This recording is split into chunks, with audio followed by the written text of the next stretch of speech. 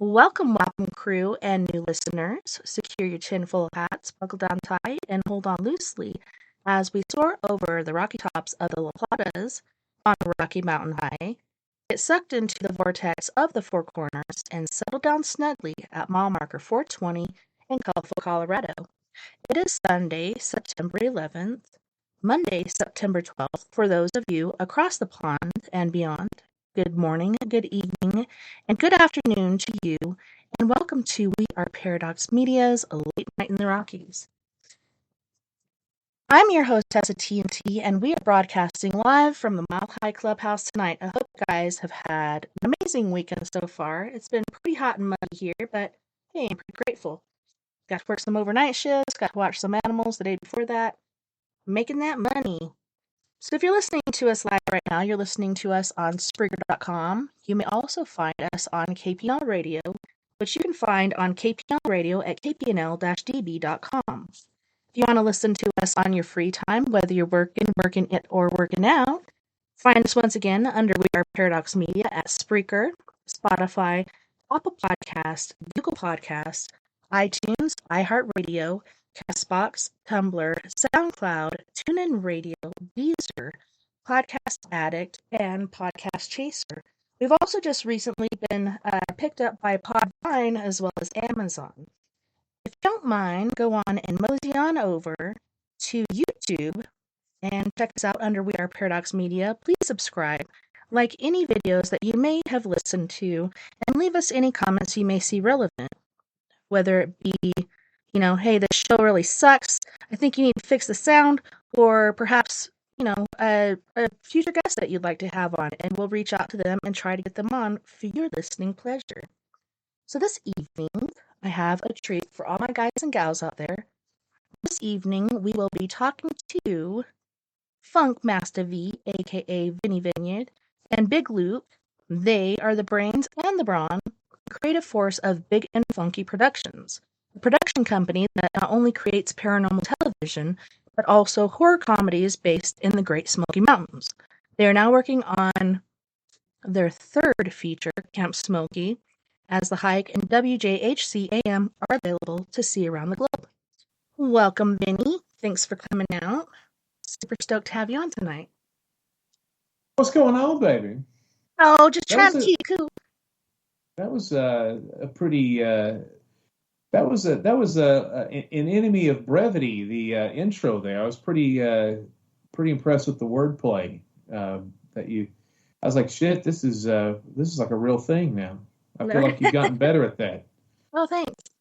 It's only taken like 5 years. No, I'm kidding. You've always been good. It just seems like it was a little Art Bell-esque, talking about the mountains and talking about paranormal and late night and mile marker and this. And so, yeah, it was pretty good. I'm pretty impressed. Nice. Well, I'm so glad to have you on here. I know you guys have been super busy. And Luke and I talked about booking this again. I think we had to skip the last one. I don't know what exactly happened, but then I saw you guys were off and filming again, and I was like, man, I hope they make it back in time, because I hate to reschedule again, but you guys have been pretty busy putting that creativeness and, oh man, stuff on film. It's pretty cool. I'm intrigued. It's pretty amazing how making a movie it didn't sound easy to begin with, but it's even harder. And this is the third movie we're doing in 2 years, and I'm starting to feel the effects of it myself. This one's starting to get to me a little bit, and it's starting to get to Luke a little bit too. I think he's getting a little frustrated with sometimes because there's a lot of pressure, and now money's starting to become a thing, and now there's it's not easy. It's not so. For example, this week, and I just came back from Alabama/Georgia, which, let me tell you, we got pulled over in Alabama. I just want to warn. Does this go all the way around the world? This broadcast? Yeah.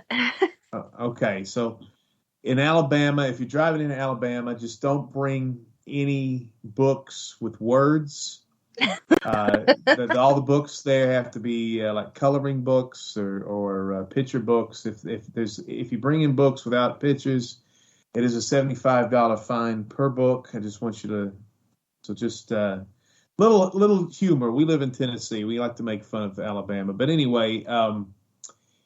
So I was down in Alabama. I went to a fair down there. I was dropping off a carny at a fair. That was a hell of a story.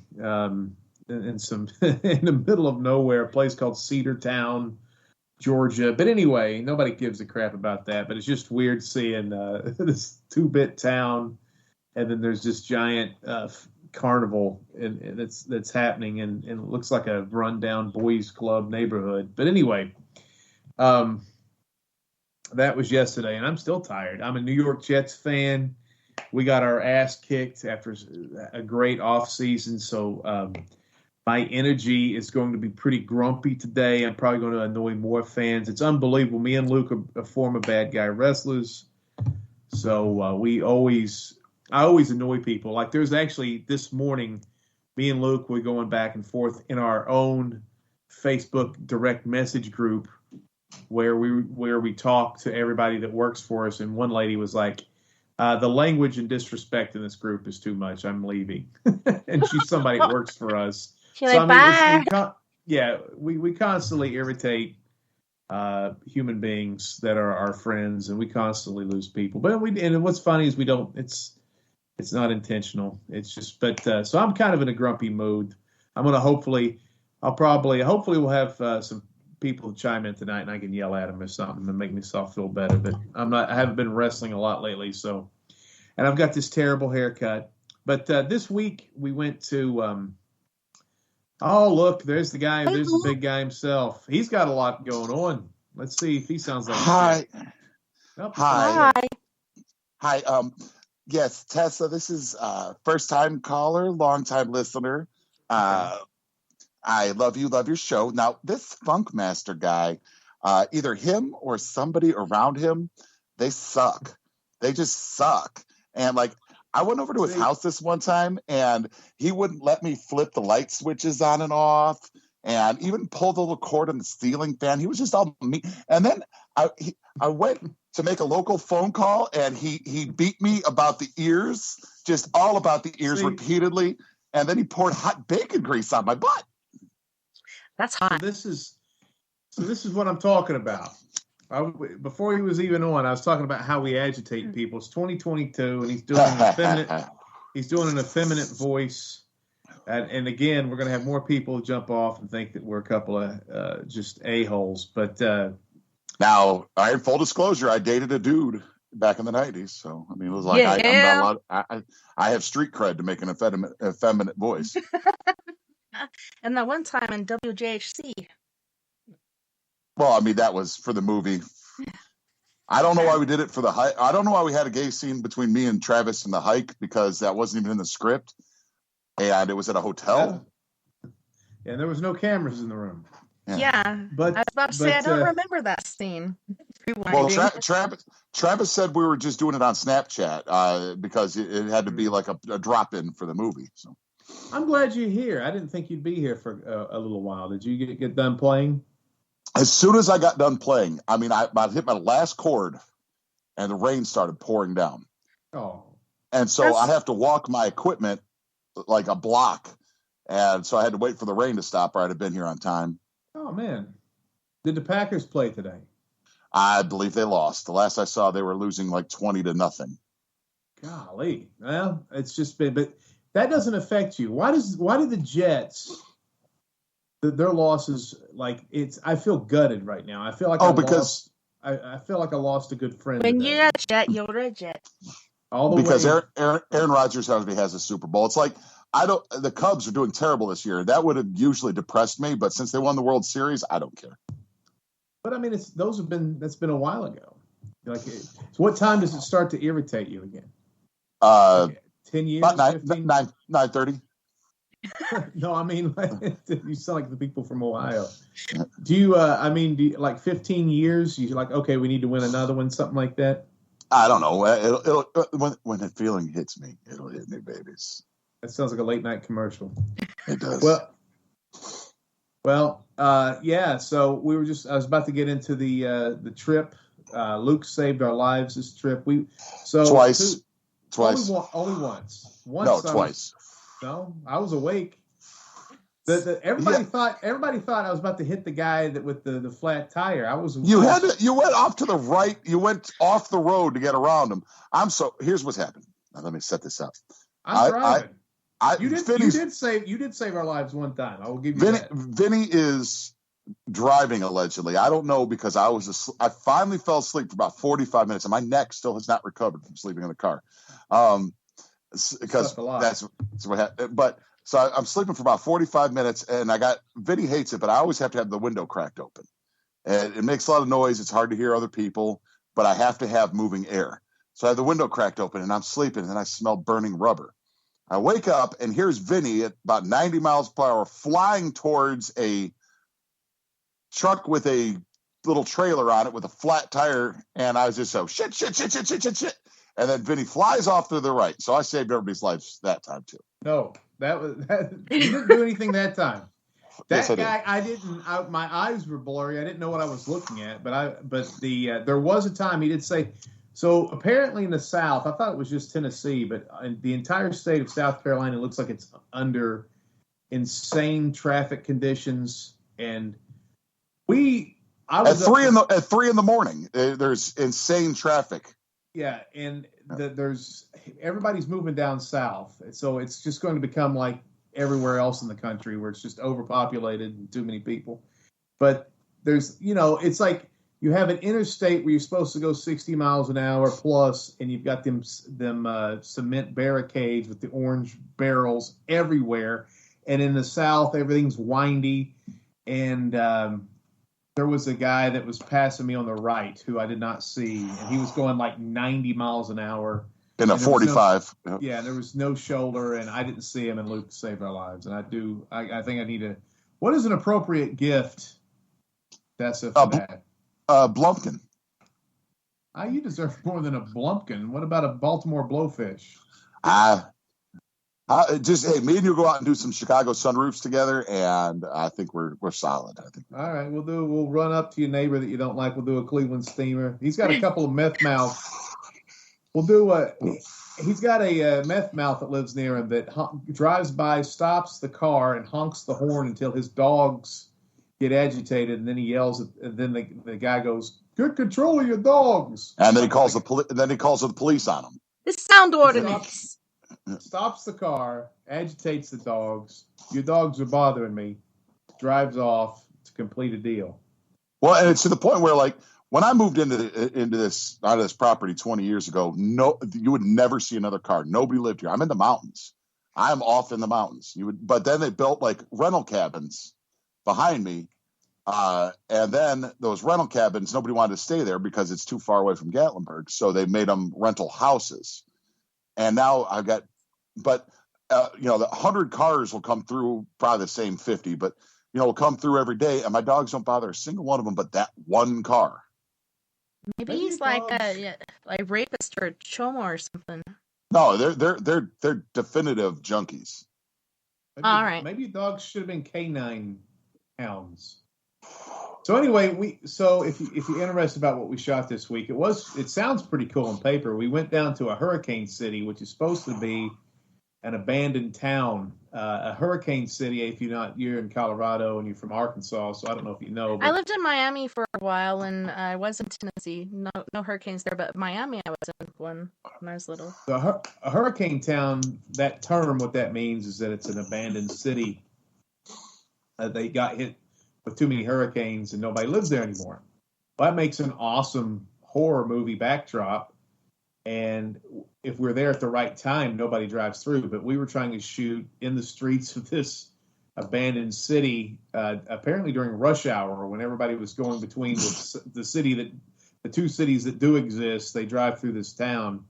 And when he says cities, he means like unincorporated townships. It looks like where they had the clock tower in Back to the Future. You know what I mean? Yeah. Something like that. Just like a street, but with a couple of buildings on each side. But hey, what was that? What's going on? Is that a ghost? What is that? Yeah, What's going on there? woo. No, I'm just moving my camera around. Trying to get more cleavage. No, it went up, not down. Oh, There's no Try and possible get way. better light. I've been doing overnight shifts, so I got a lot of luggage going on. You know what I'm saying? You know, it's not very pleasant.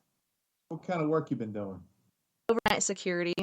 So the first Eating up night people. Wait, what the hell is security? Security. I secured Down here, the it's down place. here. There's no SE. It's skirty. Skirty. You don't know not skirty. So as for the Ute tribe, the Sky Ute tribe, and so the first day I was watching animals, and then Did you say Utes? Yes, Utes. UTES. It's a cousin Vinnie joke. It's a tribe? Yes. Doing like Native American stuff? Mm-hmm. They pay more. So what are you hey, trying? what you gonna do? A tribe? Did they sing "Can I Kick It"? Well, they had a powwow for like 3 days that went from early in the morning till past midnight every day. Today it's only supposed to go till 5. Pretty sure they'll probably play till 10. Who knows? We even heard What the are their drums opinions? like 5 miles away. It was crazy. What are their opinions on Elizabeth Warren? What is their so you just got a part-time job and it's a festival thing? It's whenever we get a security gig, we go because it's our business. So whenever we get a contract, we go and do security. It's your business. Yes. Yes. So stay up on her business. It's my mine. business. Mine. Yeah. So that's cool. I didn't know that. So you got the little blue shirt with the badge. I got a black shirt that says security, or sometimes I wear like a professional looking black shirt with a badge on it. Sometimes I wear. What's the badge say? Security. That's it. Yeah. Do you have like a thin off blue line license plate? No. No. What is the color for the security on those flags? I don't know. So blue is cops, right? So that's the original one. And I normally give cops a lot of problems, but they were the ones that came up with the thin blue line between chaos and order. And then, like Luke says, firefighters always mark off cops. So they came out with the red line, which means the thin blue line between something being on fire and something not being on fire. I don't know. And now there's a green line for Border Patrol. There's a yellow line for dispatch, which is, I guess, the thin yellow line separates people being on the phone and not on the phone or something. I'm not sure. I'll tell you. Mine's a cream-colored line. Just kidding. There's another line. There's another one on the flag I saw. It's like orange or something. Yeah. What is that for? Well, I will tell you how the thin blue line thing started. The police came up with it as the thin blue line between order and chaos. And what they wanted to do is just have it be a little symbol for cops to recognize each other. So if you pulled over somebody with a blue line sticker or the little blue line sticker, then you knew that there was probably going to be a gun in the car. It was kind of to help out cops that if they pulled over cops, it wasn't to get out of the ticket thing. And then, fucking family members all started that shit where they, I got to get one so I can get out of a ticket and that, and they, it all turned into getting out of tickets. And then all the firemen, because firemen are, I know a bunch of good firemen, but man, they're marks. They, how you tell a fireman off duty? He's still wearing that blue shirt with a little white. He's same shit as he's on duty. Like I've never seen people that walk down the streets of Gatlinburg and just firemen from everywhere. They're dressed like firemen. I was like, dude, just change your clothes, man. When I was off duty as a police officer, I couldn't dress like a scumbag enough just so people wouldn't keep bothering me. But then, then everybody got their little thin lines and just, ruined it for everybody. And then the Punisher symbol somehow got involved in it because that's how you want to promote. That's how you want to promote yourself as a police officer, a vigilante that kills people indiscriminately. This is how we win friends and influence others. We'll alienate all the groups. Hey, you remember, for anybody there, I dated a fireman back in the 90s. So you've dated You just date all the people that you can make fun of now. You feel like No, you it's date just them? nobody. Here's the thing: is nobody can fact check me about what I did in the '90s, so I could just say I did anything in the '90s, and people Wasn't the will 90s just great for that? God, yes. Ah. I did this in the 90s. Well, there was no And- internet, so you'll never know. yeah. So there's no fact check in the '90s, so you could say whatever you did, whatever you did in the '90s. You could just make that shit up, and people will be like, "Oh, I'm sorry." I was like, "But dude, I had AIDS in the '90s. What are you talking about? You need to I'm in cut that remission out." now. I walked it off. Actually, they have good medication where you can't even tell anymore with that hepatitis C. Because I know people with that shit. I have a friend. Just kidding. It's not me. Most of the things that if I say in the '90s after it, I didn't do that shit. So, because I learned the secret. How you gonna fact check it? That's a great point. I don't think I've ever put that together. Is you just be an abject liar. And just say in the 90s. Hey, I did this in the '90s. And then what's weird is like like Vinny's heard my stories about shit I've done in the '90s with wrestling and music and all that, but then that all could have been fucking lies. But then he's met the people that I did a lot of these things with from the '90s, and he's like, oh, okay. So then if you lie about everything, then it's just not. Then what do we do? I mean, it's like we shouldn't even be friends because what are we doing? But you've been, you've been pretty truthful in the last few years, so I'll forgive. No, the only thing I've ever lied about in the '90s thing, that's just a joke, is the fireman thing. I'm pretty sure I didn't date a fireman. You might have dated someone who's been in a fire or one who started a fire. That's what that smell was. I did it. Somebody was burned with bacon grease about the chest, neck, breast, and head. Oh shit! How'd your show go tonight?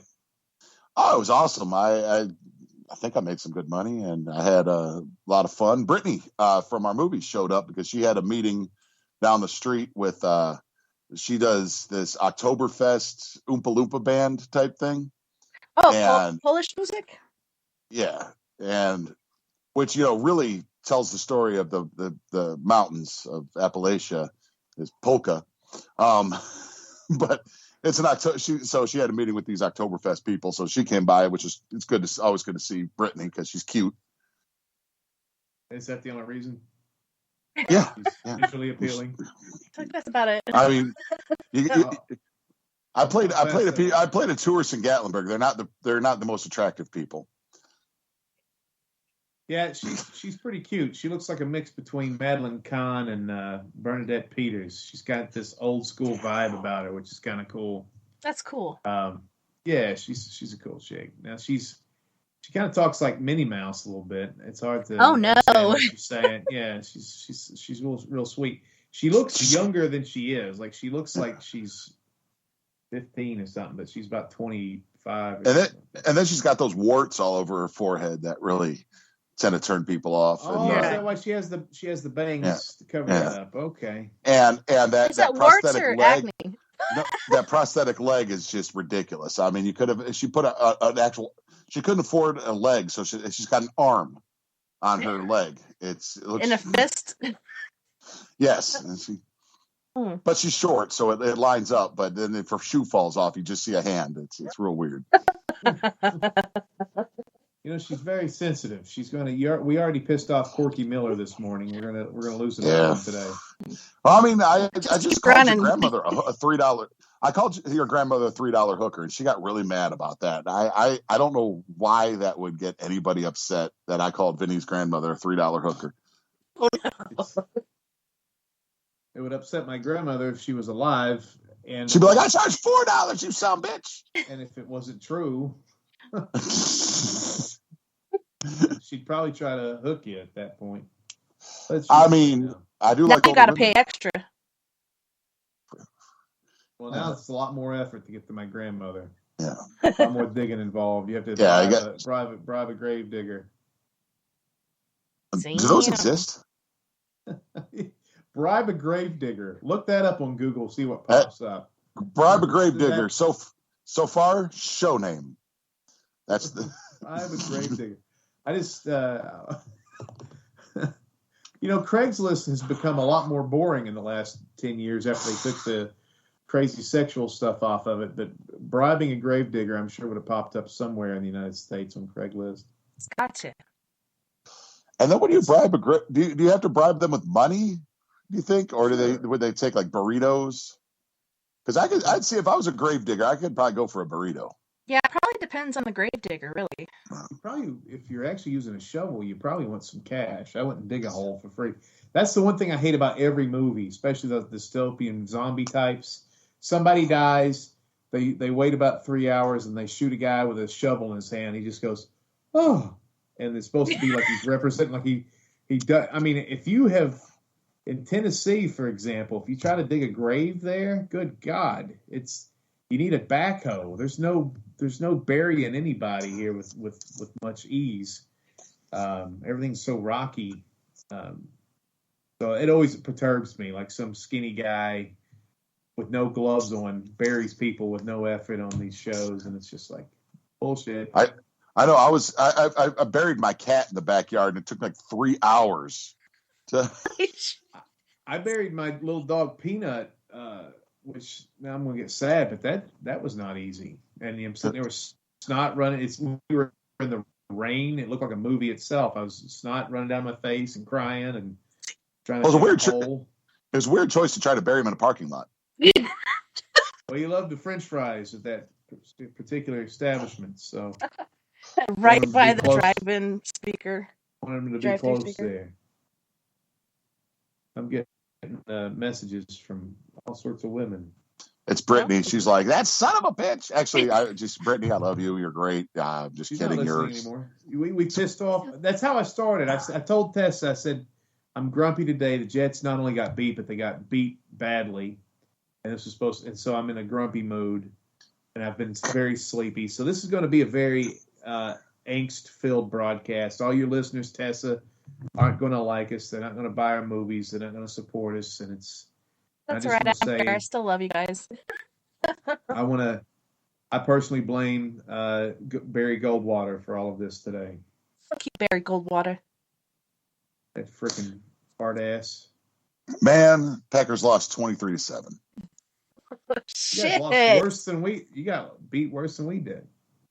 Packers. Now, if they still had Devontae Adams on the team, they'd have lost 23-14. Oh, Packers! I thought you said Peckers. I was like, what team is this? Oh, it's the county next to me is Cott County, and their high school team's the Peckers. Yeah, Peckers. All right, got it. We do live near a county called Cott County.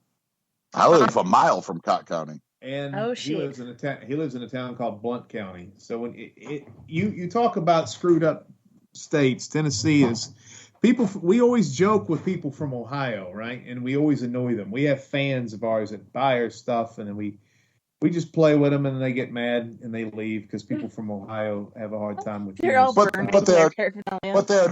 already bought our shit, so we don't. But we have more shit coming. Yes. But But Tennessee, man, if we're from Tennessee, we can't make fun of people like that, man.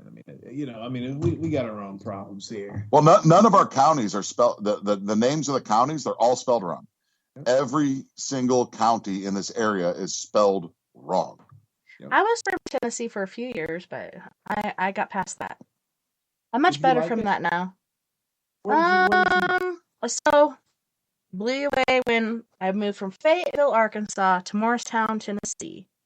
Morristown? Yeah. And then that's where Vinnie lives. Vinnie lives in Morristown now. Yeah, now he does. Yeah. And then I left my daughter's donor and moved to Fayetteville, Tennessee. And I lived there for a while. I don't know where that is at all. Yeah, it's right south of Nashville and Knoxville. That's no man's land. That's one of those places. There's so many cool places in Tennessee. There's a fucking a brewery, a distillery there for Jim Beam, so it's got to be some man's land. I will tell you that once you get out of the cities, ain't much better in Tennessee. I mean, I love Tennessee. Don't get me wrong, but the cities ain't much better. But I mean, once you get like half an hour out of Nashville, Knoxville, or Memphis, you are in the most country ass bullshit. Like, we're going to tell the story of Bucksnort, Tennessee. We have here once. I don't know if we have, because this Bucksnort is a town maybe half an hour outside of Nashville. And when I say town, it's a gas station. Yeah. Well, it used to be a hotel, and now it's something else. Nope. It's a gas station and an adult bookstore. That's it. Well, no, there. All you need. We have a friend. Her name's Beth. Not that Beth. The other Beth. Bobby's Beth. You know, Bobby Woodhams. And she was actually conceived in the hotel that is now the adult bookstore in Bucksnort, Tennessee. But Vinny had to show me. Vinny had to show me Bucksnort, because he's like, you're not going to believe this place, because it's a gas station, and it's a run-down gas station off the highway, half an hour from Nashville. When I ran for governor, I'll give this, and I'll let Luke knock the rest of this out. When I ran for governor, I went to the western part of the state to do some press, which didn't really seem to help. My numbers. You got negative votes there. Yeah, it's funny. You can track yourself. I can track myself in each county and see how well I did in each county that I did press in. It's kind of funny, and by funny I mean depressing. But I had to stop for gas in Bucksnort right out of Nashville, and so go into the bathroom. Have you heard this story, Tessa? Have we told you this? You could have, but you could have been talking to the personality. I'm not sure. Okay, so I just didn't want to bore you with this. Maybe she'll tell me later. Okay. But anyway, so I go to this gas station, and it's quite a gas station, in fact. And we go in and go into the bathroom, and in pencil, not pen, on the sheetrock, it says, "Don't trust the deli man." One word. He is a pusher and a pimp. So my daughter was with me, and I said, you got to come in here and see this. It was a unisex bathroom. She comes in there. I said, look at that. She was like, oh, wow. I said, you know who wrote that, right? She said, no. I said, the deli man wrote that. That's how he advertises his stuff, besides his sandwiches. So anyway, we took some pictures of that, had some laughs. I was a stump. I was an MC when Joe Jorgensen was running for president, and I told that story to the libertarian audience, and the people who were handling Joe Jorgensen's shit was like, why did you tell a story about a pimp and a pusher from Bucksnort, Tennessee? And I was like, I just felt the room. Felt like the right story to tell. But anyway, presidential stump speech, and there's that story out there. So anyway, I wanted Luke to see this. So we're driving from shooting in Hot Springs, Arkansas, on the way back, and we hit Bucksnort. All right, Luke, there you go. All right. So we get off the exit, and automatically the banjos start playing. Ding, ding, ding, ding, ding, yeah, ding. It's just, I was uncomfortable. I grew up on the south side of Chicago back in the 90s. Chicago. And I was uncomfortable at this place, because like there's a dude standing out there with, now you know how like saggy pants were a thing for a long time. Well, this guy had saggy pants. This is old white guy with saggy pants that wasn't following the tradition. They were just an old guy with saggy pants. Yeah. And he's out there apparently having an argument with himself. And we go into this place, this gas station that is just, it's plywood. And Vinny wants to show me to see the deli man thing is still there. And they had actually like cinder block offed the bathroom. They put walls in front of the bathroom. And I was like, all right, I guess we're not doing that. So while we're looking for our, something acceptable to eat, which didn't happen, this little girl, maybe 4 years old, is talking to the old woman behind the counter about killing chickens. Not chickens, rabbits. Oh, rabbits. About killing and eating and cooking rabbits. And we're just sitting there like, all right, what's going on? Then I look, I'm watching this, and Vinny's watching this, and we're both just kind of like, all right, our minds are spinning because we know that this is going to go into a movie someday, because that's how we write movies. We get inspiration from it. And then I look up, and hanging over the beautiful cockroach-filled counter, for sale, is a dream catcher with a Confederate flag in it. Oh, yeah. and I said, I should have bought the thing just because I don't think anybody would believe that I was like, this is the most white trash thing that's ever existed. Right here, a Confederate flag dream catcher. There's nothing more white trash than that. If any of your listeners have that in their house right now, I hate to break it to you. You might be a redneck. You just might.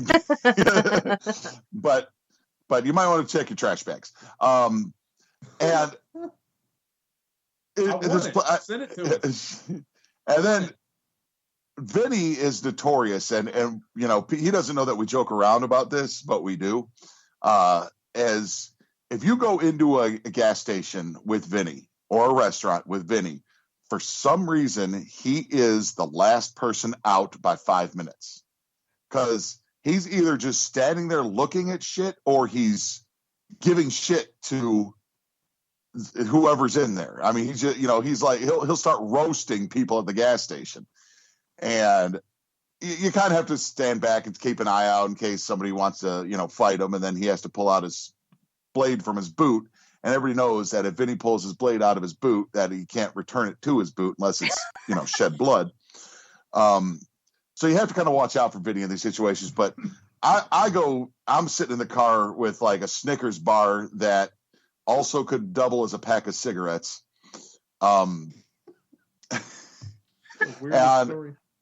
Vinny is now interacting with all these people. I still don't know what he said, because I think that he was, you know, like, I think in his brain he's holding this information for a moment like now. Well, that's right. First of all, yes, I was talking to the lady. I was asking her about the deli man. I said, I heard about this deli man. And she's like, what are you talking about? We don't have a deli man. I said, we used to. Around 2018, used to have a deli man. I've heard about this guy. I heard he was up to some nefarious things. And she's from Bucksnort, so she said, some what? And I said, he was up to some evil. I said, I heard he was a pimp. And I heard he was a pusher. I said, I was wanting to know if he's still around. And she said, well, because I need some pimping and pushing. I don't know, but I think it might be him. And she points to the guy that Luke referenced to, that was the old white man with the sagging pants out front, who looked like he was so old he could barely keep himself on the bench without falling off into the ground. And she started talking about how he's a creep and how he's always kind of he's trying to appeal to well, when you wear the saggy pants, you're not trying to appeal to the young girls. You're trying to appeal to the young boys. So there's something else going on there. I think those saggy pants had to do more with like some sort of Depends situation. Some sort and we adult diaper garment. Oh, it depends. We can't even 100% be sure that these were pants. It could have been a tarp. It could have been a parachute. There was a rope involved. And also, we glossed over the rabbit conversation where the old lady was talking to this little tiny girl. Now, dystopian future, zombie apocalypse, you know, how it was 100 years ago, people that can kill and skin and eat rabbits, I respect that. Oh yeah, if there's an apocalypse, I'm going to go find this little girl. That's right. So I can live. So get yourself some redneck friends.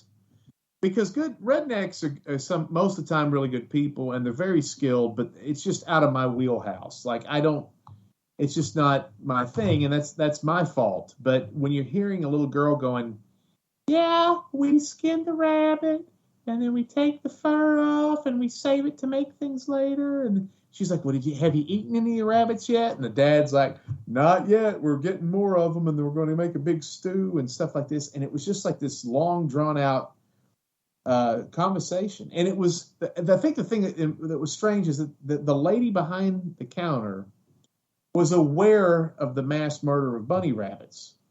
And it was like a They thing make the that came back saddest in. sound too. It's like, man, those poor rabbits. I'll tell you something. My sister used to own a rabbit. And she told me this was this year. This is the first time I heard this story. This is the first time I heard this story. Fucked it. The first time I heard this story, she goes, she had her bunny rabbit out in the North Carolina heat, and she said the bunny started having a heart attack in the cage. And she says, "Have you ever heard of a bunny have a heart attack?" I said, "No," and she goes, "It screams like a little, yeah, like a kid, like a little baby or something. It's bad." And she's like, she had to call the vet 911, which I don't even know. I think I could bribe a gravedigger faster than I could find a veterinarian 911 number. Exactly. Trying to figure out how to do CPR on a screaming bunny rabbit that had a heart attack. And in my mind's theater, that's one of the. And my sister's so sweet. She's one of these people that is just a doll, and I just can't imagine her being alone in North Carolina with a bunny that's screaming at her like, "I ate too much bratwurst!" Ah!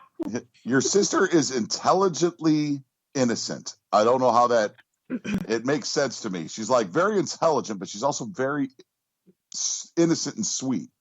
Like if she'd have been in our group chat earlier that Corky Miller dropped out of, your sister would have definitely been like, "I'm out of here."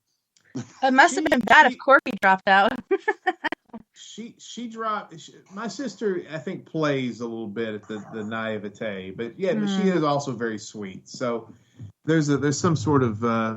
But yeah, that story that's one gas station worth of story. I don't know if your listeners care about that type of thing, but that was our.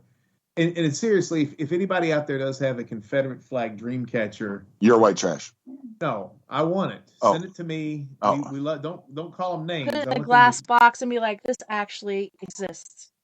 Yeah, no, I want you to put it in a box made of mirrors pointed inside, one of those Faraday cages. And one of them fart away cages. They got to put it in there. Fart away. Gotta get the fart away cage.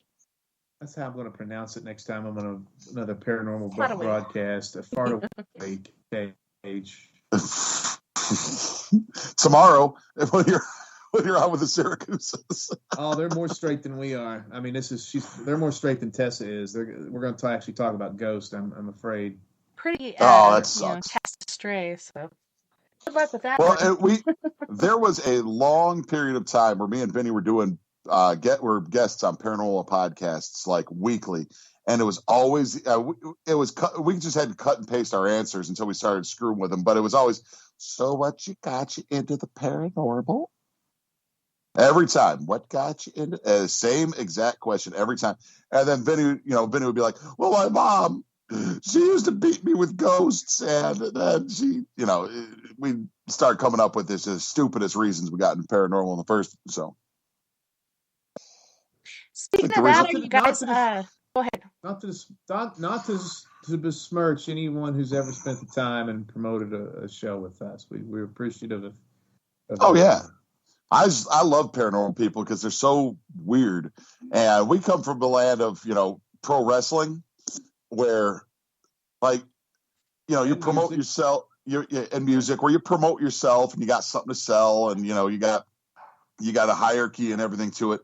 But paranormal, also, I see all these super serious paranormal people on my Facebook that have super serious. Oh, you said sober. Yeah. I didn't know what that word was. Well, I mean, that's beyond super. It's it's beyond super. It's sober. But make up your own words. That's cool. And I lost about 50 friends for a post I made the other day where I said something like, you're a paranormal investigator, why do you have a fan page? That seems a little stupid to me. And so people got mad at me, but then I'm looking at it, I'm like, what it takes to be a paranormal investigator and to claim you're a paranormal investigator and you're in the paranormal field is to go, "Hey, so I'm a paranormal investigator now."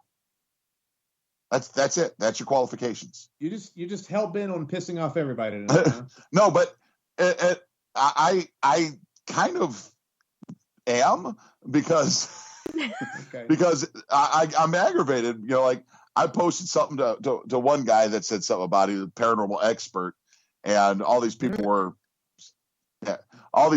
talking about. Yeah, that's what I said. I was like, well, what makes you more expert than anybody else? And then this girl jumps out there. Well, I consider myself a paranormal expert, and I was like, what is your expertise in? What is your studies? What is your field of what is your field of expertise? And she's like, well, I went to Waverly. Wow. Okay, well, I went to the Haunted Mansion and Ripley's Haunted Adventure in Gatlinburg. I think I got the exact same.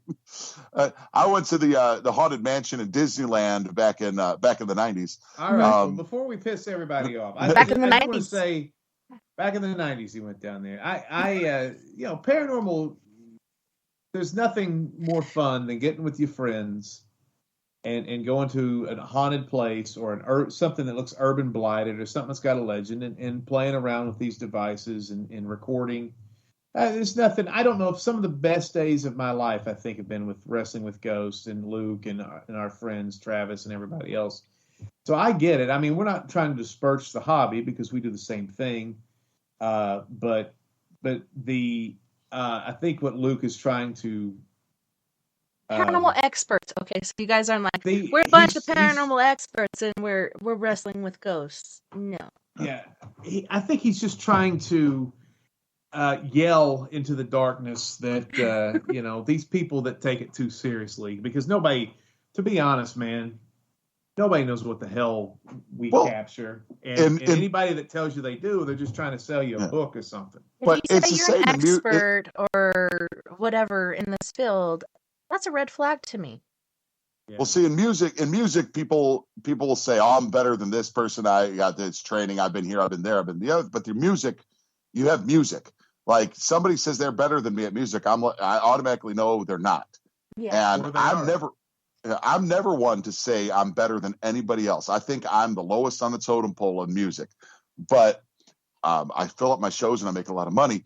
But like, there's a guy that was bragging at one of the guys in my group was bragging about how he was the best. And when you're doing that to people that listen to the music, your music is your proof. It's the same thing with pro wrestlers. These guys that get in the ring and say that they're great, but you get in the ring with them and you can tell they're not. Like I had a problem when I moved to Tennessee. People thought I didn't think I was a very good professional wrestler because I was a classically trained professional wrestler that knew ring placement and how the moves are supposed to be done and where you're supposed to end up and how you're supposed to feed somebody. And people thought I sucked because I'd take an arm drag and I'd turn around waiting for another arm drag and they wouldn't be there. And they're like, well, Luke, I know what he's doing. I was like, these are things that you're not supposed to. So there's always proof in their match about how good somebody is. But in the paranormal, somebody right now that is not a paranormal investigator can capture a ghost on their phone. Does that make them a great paranormal investigator? What's the proof that you're a great paranormal investigator? Is there such a thing? I mean, there's no such. Yeah. Oh yeah, there's me. There's a hobby. It's just that it's like a combination of telling ghost stories, hanging out with your friends, and urban exploring is what we do. And you might capture something, and if you do, that's a lot of fun to sit there and think about. I mean, you want to piss off pro wrestlers? You tell them it's a hobby. That's fun. No, that is fun. No, I'm not, man. I was like, man. Let's see. You've been here for 30 minutes. You've pissed off firefighters. You've pissed off gay people. You've pissed off rednecks. You've pissed off people that kill rabbits. You've pissed off pro wrestlers. You've pissed off paranormal investigators. But here's I don't know. Like for music and paranormal investigation. So music, there's been egos forever because everybody's better than everybody else. And then for the past, I don't know, like 4 or 5 years, ego has been very substantial in paranormal investigation. It's like, what the fuck? None of us are better than the rest of us. We're all doing the same thing. I think that's what Luke's trying to say is it's one thing. I can see ego in music. I can see ego, and I don't think you should have an ego in any of this stuff because we're all human No. beings. And in 70 years, we're all going to It's die. ugly. It makes the whole thing ugly. I musicians, don't like it. but musicians and pro wrestlers, the reason there's an ego involved is because you train very hard for those things. You put in a lot of hours to train for those. But I'll tell you exactly what I'm trying to say. As you're saying what I'm trying to say, but I'll tell you exactly what I'm trying to say. I love everybody in all these fields, even the people that are dorks that I think are doing things stupid. I still love them. Yeah. I got no problem with it, and I don't think I'm any better or worse than anybody else. I just want people to do better, and sometimes, and this is what I've learned recently, is sometimes you got to light a fire under people's ass for them to do better. Yeah, I get that. Why do you care if anybody does better? Because I want everybody to succeed. I want everybody to get to the point where I'm at because I'm better than they are. No, I want to get everybody to the point where they take their hobby and make a living at it. How do you do that in paranormal investigation, though? You have to scam people. I think if you become good enough, you could get a TV show, or if you become intuitive enough, you can. There's ways that they can make a living off it. But in paranormal, the best way to make a living is the same way as pro wrestling. You have a job. You're on tour, or like, hey, we're going to do an investigation here. You have to pay this much. We don't do that. Or no, we do like free full moon investigation. So it's a full moon. Whoever wants to come out, and we have a good time together. But another way. I need to start charging for that shit because I'm going in debt buying all this shit. Well, another way to make a living off of paranormal is YouTube. If you do a bunch of interesting and intriguing investigations in interesting and intriguing places, you could get hundreds of thousands of views, subscribers, and make your money off it. I want people to do better. But if they're out there, Zach Baggins, and they hear come at me, bro, and then you hear a thump and you go running off into the night, you're not going to make that money. Yeah, now he's like, okay, I'm the director behind the board. All you guys go in here, you go there, you go here, blah, blah, blah. And he's sitting behind the screen just saying, oh, this is happening, whatever. I'm just like, you think you get better at this job, but now you're even more fucking annoying. I haven't watched this show in like 10 years. So he doesn't go out into the field anymore, or is it rare, or what? I don't really think he does. Sometimes he'll be like, okay, now I have to come in. But generally, he's just like behind the scenes watching the CTV cameras and saying, okay, Aaron, I want you to do this. Bill, I want you to do this. And telling different people to do different things, go different places. Oh, look what we just captured, blah, blah, blah. I don't know. I think Dildo Baggins ruined the whole like paranormal TV thing because now everybody, like every show I see is fake shit. I fucking hate watching it. So I'd rather watch YouTube, like you said. YouTube to me is way better than these shows because it's all like bought out and fake. I hate it. If we in some weird world had a crossover where it's me and Vinny and Candy and Travis and Aaron and Zach all on one show, Aaron would be with us. Yeah, and that's my buddy, Aaron. I'd have Aaron. At some point, Vinny's blade would have come out of his boot, and he would just shank the shit. Because could you imagine the roasting and trolling you would do to Zach Baggins in person? It would be epic. You guys are gonna think I'm crazy. I love Zach Baggins, and it's because he's good at what he does. I don't know about that, but he's hilarious. I think at one point, Ghost Adventures was the best comedy on television.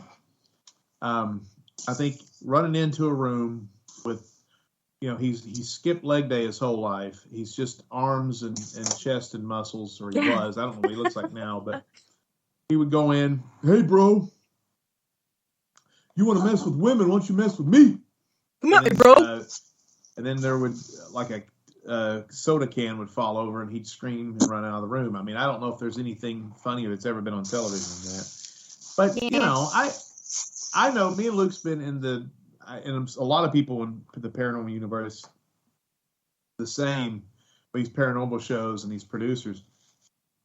The producers make these shows fake because I know I hate it. I can hate it. You can't have 44 minutes of video with just the evidence that you catch. You got to put in some sort of Our guy. Shit. Our guy has been trying to, and I won't mention his name because I haven't, I'm still waiting on a deal with him now. But the guy that does puts together a bunch of the paranormal shows has been trying to get a show with me and Vinny onto these channels forever, and he's been trying to sell it as you don't need things to happen with these guys.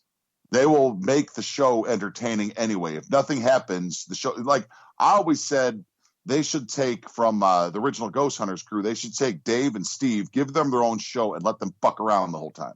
Right. And that would be, Well, I'd watch that all the time. And I was going to ask that, but I'm going to wait till after this music break. But just you guys together and the humor and the camaraderie and all the other shit is awesome. If something happens, something happens. But otherwise, I just like watching you guys because to me, that's entertaining. But, that's just me. Who knows?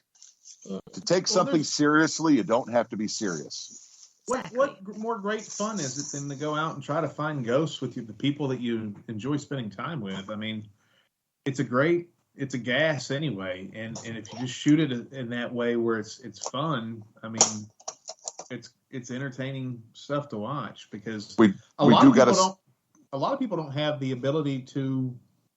A lot of people don't have friends. A lot of people are scared to go out and do anything. A lot of people physically can't go out and do anything, right? And there's a lot of limitations right now, and I think they can live through people going out and having a good time, I guess. And I've always been an outsider in most things, but in paranormal, people take it way too serious, man. That's the thing. It just kills me. They take it way too serious.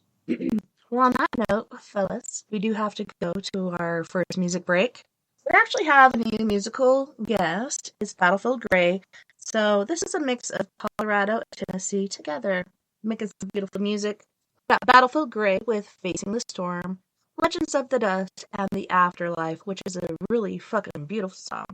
Then we got Fred Johnson Betoid with Sugar. You guys don't go anywhere. We'll be right back after this musical break.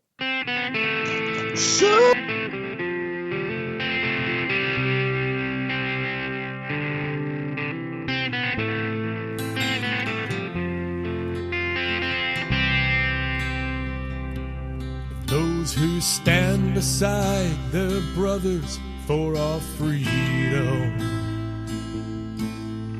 there ain't no greater joy than coming home. But sometimes the hardest battles are the ones that can't be seen. We can't let them face that storm alone. I've flown alone much higher than an eagle. I know how it feels to take a fall, but when we share the love in the name of those above, I know that there's hope for us all.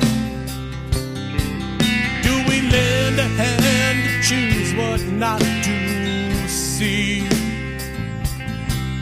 It's a better thing to give than to receive.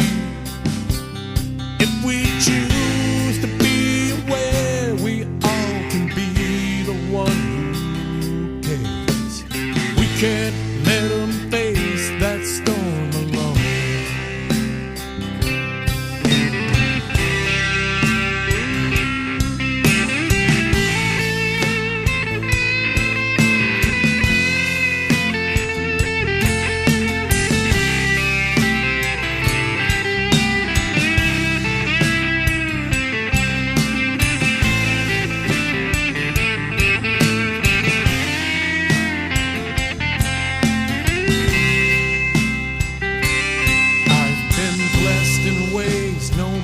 Could ever ask for, and I've heard the wolf howling at my door. But if I live another day, I hope I find a better way, that I can thank the Lord for all He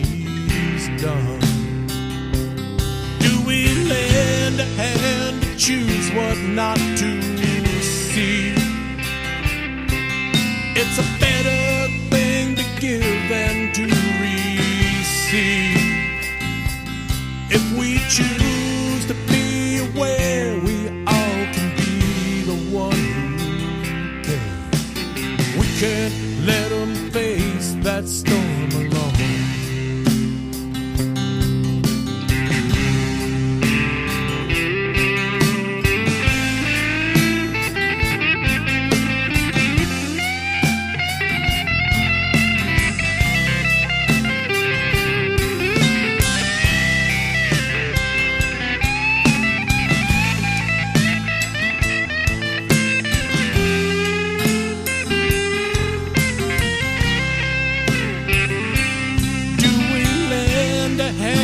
Choose what not to see.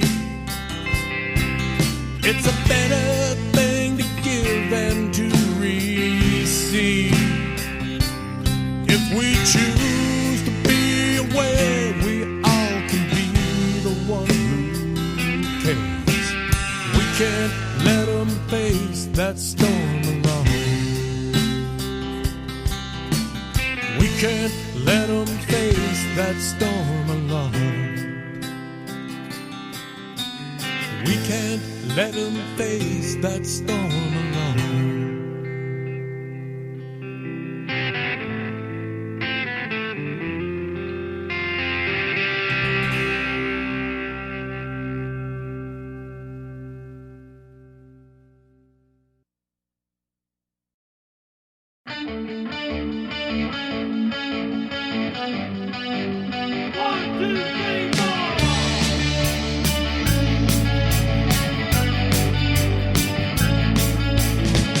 Standing at a station down in New Orleans, smell of oil and freshly formed gasoline. Saw some strangers standing there in them worn out coats. They said, son, do you know just what we wish the most? I said, stranger, I got no idea. You're willing to talk, well, I might lend an ear.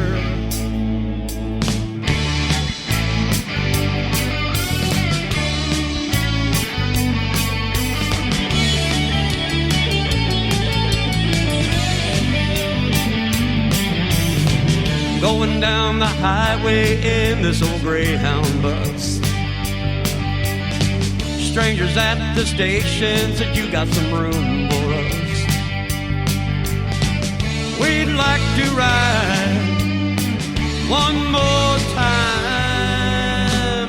Maybe by the morning light you see the change in me. Legends of the dust, what caused your band to rust?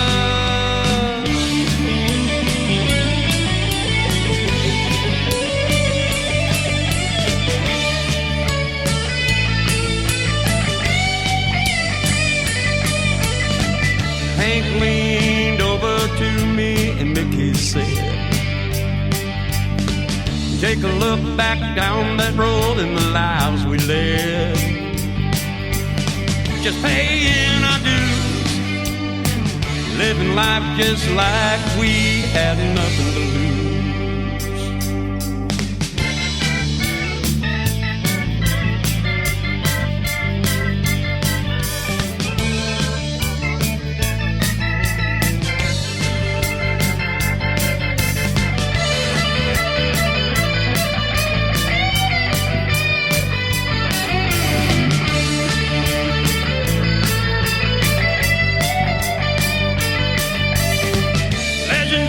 Dust, what caused your band to rust? Was it time or did time just get away? Legends of the dust, what caused your band to rust?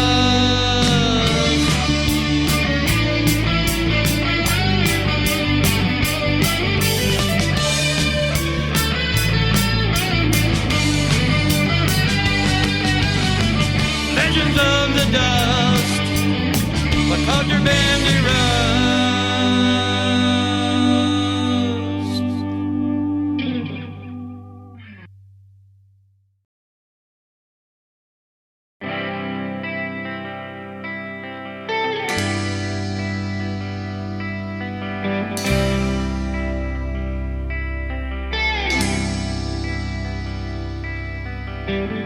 Last night she sat on the porch and she listened to the sounds of the night. Heard the bullfrog down by the pond, saw the fireflies in black. Watched a plane near the distant stars that cut a path across the sky. One hand she pushed a rocking chair that was empty by her side. And for a moment she closed her eyes. In a picture-perfect world, they're rocking side to side. That would be in another time. That would be in another life. That would be in another time. That would be in the afterlife. He pointed a finger out to the stars and said, I'll meet you somewhere out there. Put her head on his shoulders and said, can you show me where? Lifted a hand up to the sky in the dream they always share. And for a moment they closed their eyes. In a picture-perfect world, they're rocking side by side. That would be in another time. That would be in another life. That would be in another time. That would be in the afterlife.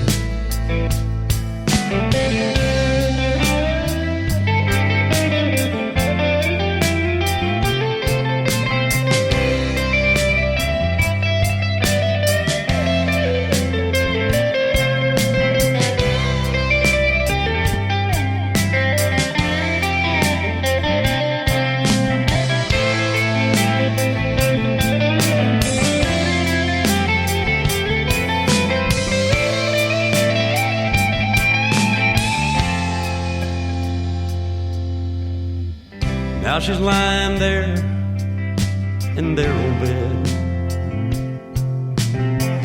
with his pillow pulled up next to her head.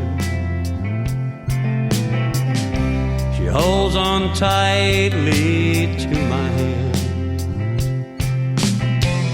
and for the last time she closes her eyes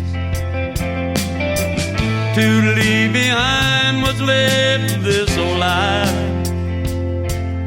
and to move on to another time, to another time when he'll be there, and to another time when again they'll share all those hopes and dreams. Yeah, that they once seen those old rocking chairs.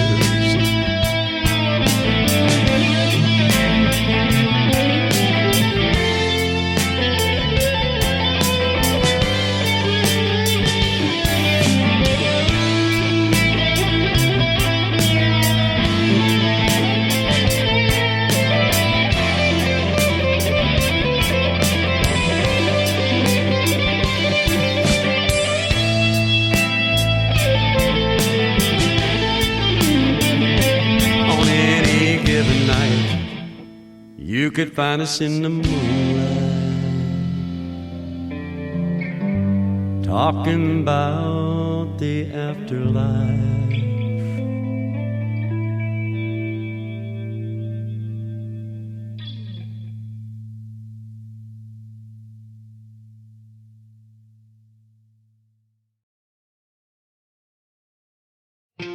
Waiting here on this cold, lonely night without you. The tension's overbearing. Wondering, are you coming back home again? To inspire fondness with love. Where did our love go wrong? My sugar.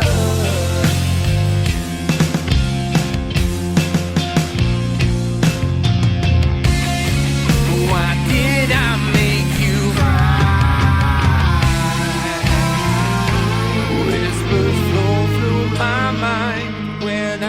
think about you. Arouse that warm feeling in me.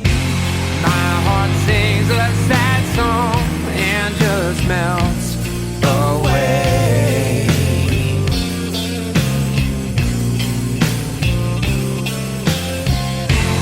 Please look into my eyes, my sugar.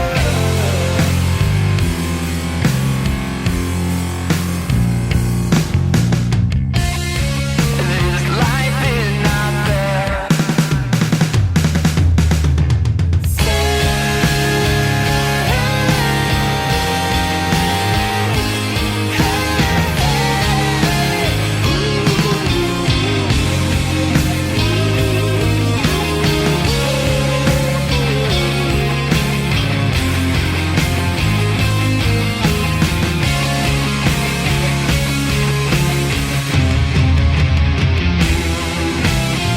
Until the sun doesn't shine anymore, I'll be there.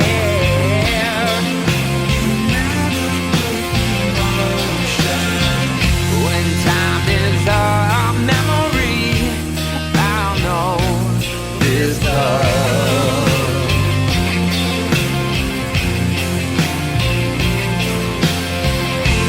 You will always be the one, my sugar.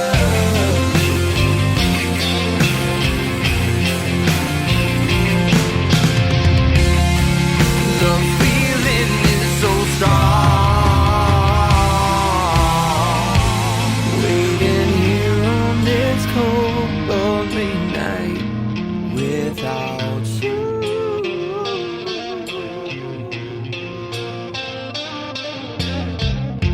Where did our love go wrong, my sugar?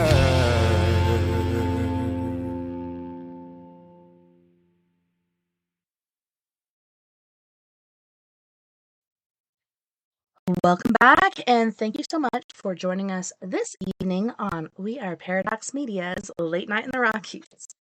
I'm so excited. We got Vinnie Vineyard, aka FunkMaster V, and we got Big Luke, aka Luke Walker. You guys, welcome back, and thanks so much for hanging out with me tonight. Hey. I'm in a better mood. I just think Yay! I was a little grumpy that first hour. I think, and Luke's making me giggle a little bit more. So I think we'll finish this bit strong. Dude, I yelled at Vinny on the movie shoot in North Carolina. That was weird, and I immediately apologized and felt like shit for the next hour for it. But I was just like, daylight's going out, people are screwing around. I'm standing there ready to go, wearing this trench coat. I'm like, "Would you all get shit together? Get over here and build this shit." You made Amber cry. Good, Aw. she needed to. Yeah, she needed that up and coming. Yeah. Well, no, she needed to let it out. You know, sometimes people keep things inside. And so the Thor movie, where it just came out on Disney Plus, and so I went and saw it in the theaters. And I've been a Thor junkie since I was that was like my first comic books when I was a little kid was always Thor and the Fantastic Four. Yeah.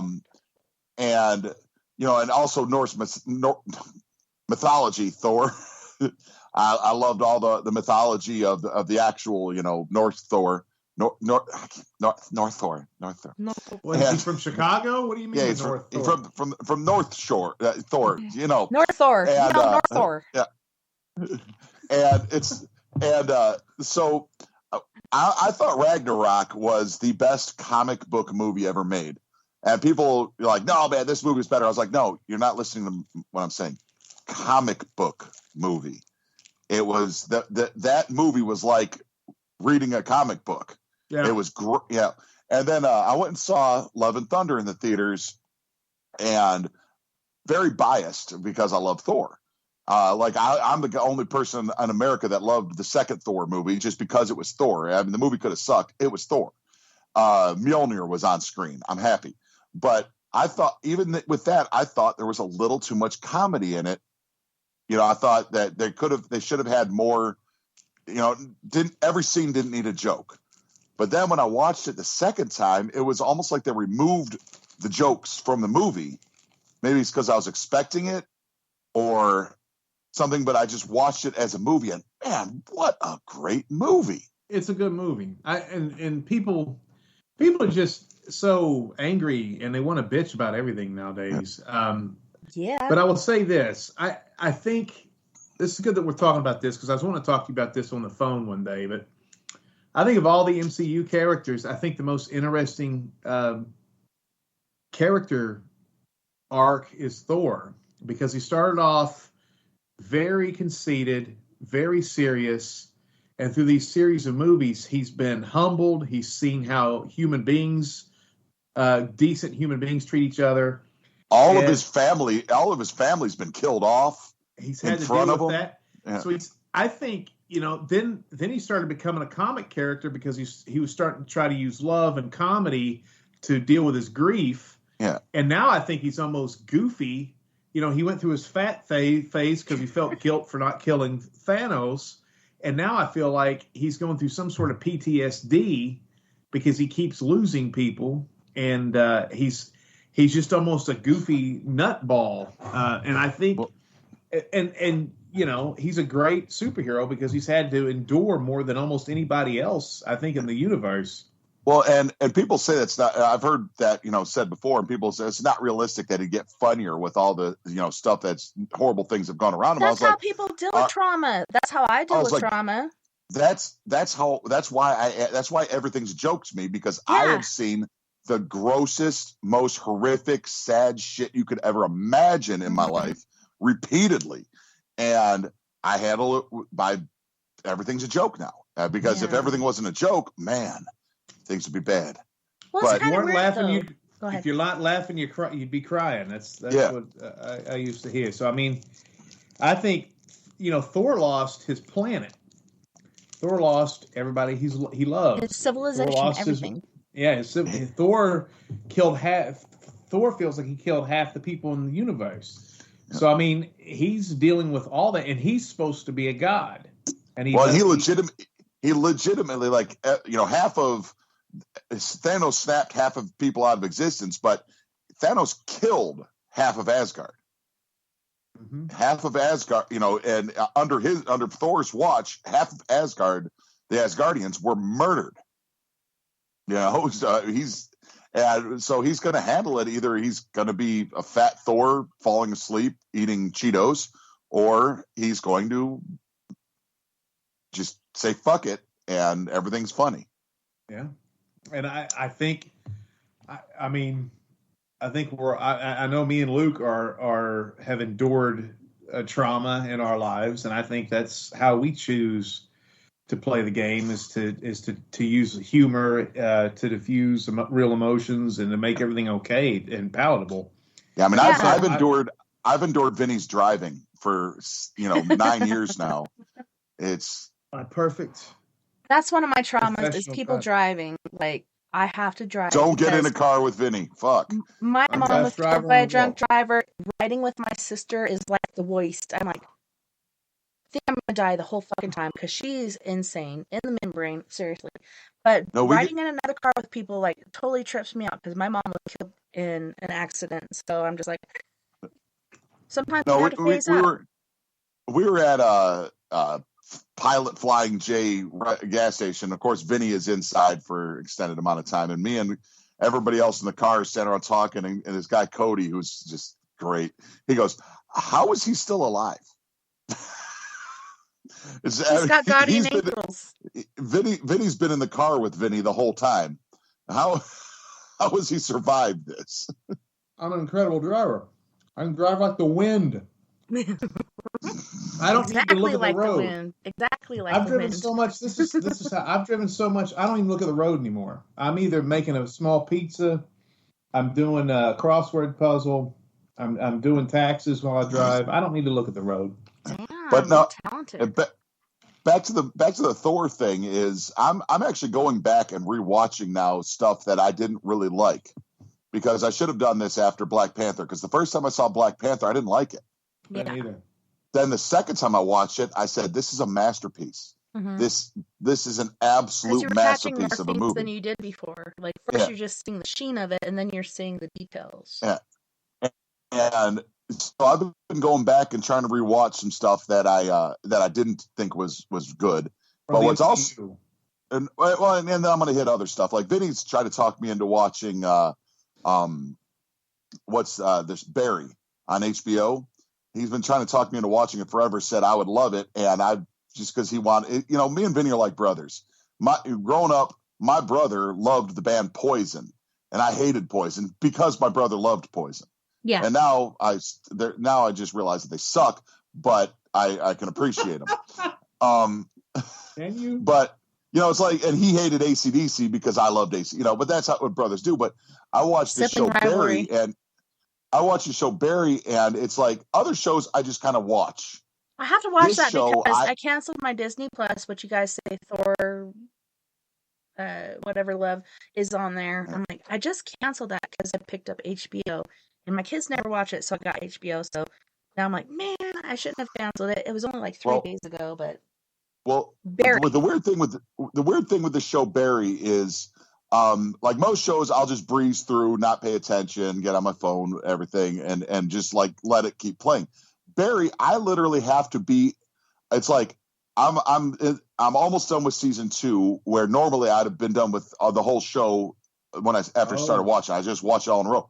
What I'm doing is I have to sit down and be in a mental state to sit there and fully watch the intricacies. And I mean, it's a comedy, but it's not. It's also horrific. It's also a drama. But I mean, I think it's a comedy first, but it's also very dark. But it's like I have to sit there. There was an episode in season 2, episode 5, that I got done watching it, immediately called Vinny. We discussed it for an hour, and then I've watched that episode 3 times now and haven't gone past that episode because it is so. Man, it's so weird that you say that. I do that with shows too. Like I just can't consume the good art. I have to savor it and kind of swizzle it around in my mouth for a while before I proceed. And I did that with the end of Breaking Bad season 4 when Gus Fring, sorry, spoiler alert, dies. I didn't watch season 5 because it's like, there's no way it's going to get better than this. Yeah. And I was wrong. It got better at the end. So but good. yeah, but Barry is a tour de force of insane cinematography, fantastic dialogue, triple deep characters that you care about. You care about everybody one way or the other. It is a comedy. The comedy is fucking hilarious, but it's also a mirror to society. It's also like a mafia show. It's about hitmen. It's about people trying to find their passion. It's about the vapid Hollywood and vapid actors and how stupid and pretentious. So I think that's the dichotomy I like. Or like half the show are all these actors who are so wrapped up into their process and doing this and do I look like this? And then the rest of the show are people fucking dying, like being tortured, and that's real. That's life. Other people, the other people are just so oblivious to the real evils of the world. And legitimately, Barry is the worst human being. He's a terrible, terrible, terrible man. But you're watching this, loving the guy. You know, but I mean, he finally does got shit, into like who he is, and but I mean, he does some shit in the show that it's irredeemable. It is it's like Anakin Skywalker killing a bunch of Padawans at the end of the Revenge of the Sith. Thank you for not saying younglings. I hate that thing. Like what the fuck? Like chickadings? What? But it's kids. It's like you're supposed to look past that Anakin Skywalker killed 14 little kids, and in his redemption arc. Like that was a terrible idea to make that.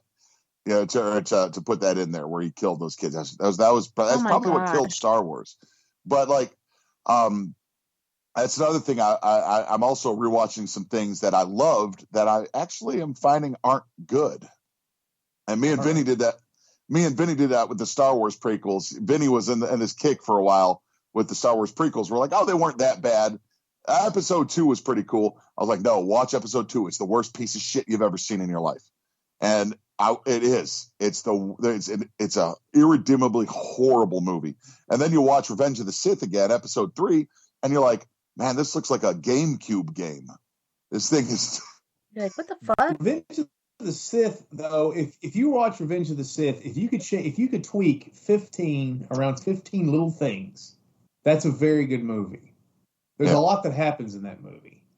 If you could go back and just tweak episode 1, boring as hell. Episode 2, cinematic train wreck. The Revenge of the Sith, I'd say, is a pretty good movie. And if you could tweak those things, it'd be one of the best Star Wars movies. Because there was a lot, if you think about it, there was a lot that happened in episode 3. But the acting, that kid, that poor Hayden Christensen, how do they cast that guy? So cute. He's a great actor. He's a great actor. George Lucas has a habit of taking great actors and making them give horrible performances. Oh, really? Horrible performances. He's like, okay, so you thought this was good, but rewind, do this. You got to be. Well, I mean, Hayden Christensen is the epitome of that, because Hayden Christensen is a great actor in the Star Wars movie, because he was great in Jumper. There's other movies he was really, really good at. I thought he was hired. No, I mean, he was in movies back in that era. Okay, but that's like you said, Gus Fring, Giancarlo Esposito is man. I've watched him in a couple things now, and especially in a Mandalorian and a couple. And man, that guy is the finest actor on the planet right now. And it's weird that I always Jack City. I think some of the best actors in the world are not white people, or they're not regular strange white people. I don't know why that is in my head. I think Morgan Freeman, Michael B. Jordan. Michael B. Jordan is a fucking force. The Childish Gambino. Yeah. Corey Glover. is Danny Glover? No, something Glover. Donald Glover. Yeah. And is that a son or something of Danny Glover? Oh. Is this related to Danny Glover or no? I rewatched Game of Thrones, and I finally finished that recently. Well, see, they say that the last season sucks, and it does. It was rushed. Yeah, and then there's the House of Dragons now too. Yeah, no, House of Dragons is great. Yeah, I've been loving it. But everybody dumps on the final season of Game of Thrones, and I'm going to go into spoiler territories if there's people out there listening that haven't seen it. But everybody Spoiler says, alert! If you don't want to hear it, cut off now. Yeah, it's been a while. But everybody says that to me. The turn of Daenerys Targaryen in the last episode, where she went crazy, and dude, if you watch the series again now, it's completely set up for that. You should have seen that coming from 100 miles away. Dude, I want to tag in here. I loved Game of Thrones because she was like, and not to get too political, but to me, she was like the Democratic good guy. She was like the AOC. However, sometimes of her idealistic stuff got her in a lot of trouble. Went too far. And she, like Luke said, there were these indicators that she was insane as shit. She crucified men her PTSD, who were slavers. And so, I mean, she was capable of mass murder. Now, I think at the very end, if we could go back in time, because nobody liked that ending, I do like how all the white trash women in the world named their sons or their daughters Daenerys, and now they're going to have to explain to them girls, why did you name me after a psychotic mass murderer? It'd be like, is my brother going to be named Adolf Hitler? But anyway, I think in the last episode, if they could have done that exact same thing, but it be her imagining herself doing that, like going around and killing people, like that was the thing inside. That's that Targaryen inside of her, that rage. And then she quelched the rage, and then she actually did the right thing. I think people would have stood up and thrown their panties at the TV. You've got to see, if you like, I always thought at the end when they made Bran the king, I was like, that's the dumbest decision. But then you watch the show leading up to it, and he was the right decision. It was the right decision to make him the king. Jon Snow going out, leaving the princess, which was Daenerys' brother. Like what? Nephew, wasn't it? Nephew. Yeah, nephew. Whatever, But that's the thing with the thing that with the that maybe people didn't understand with the Targaryens is the reason they're going insane is because they were so inbred. I think he was her twin or something, and they were separated, and then they didn't realize it until he's like, "My name is this, blah blah blah." No, Jon Snow. Jon Snow is actually her. Jon Snow is Daenerys's niece or nephew. Yeah, I was like, here we go. Daenerys is Jon Snow's aunt.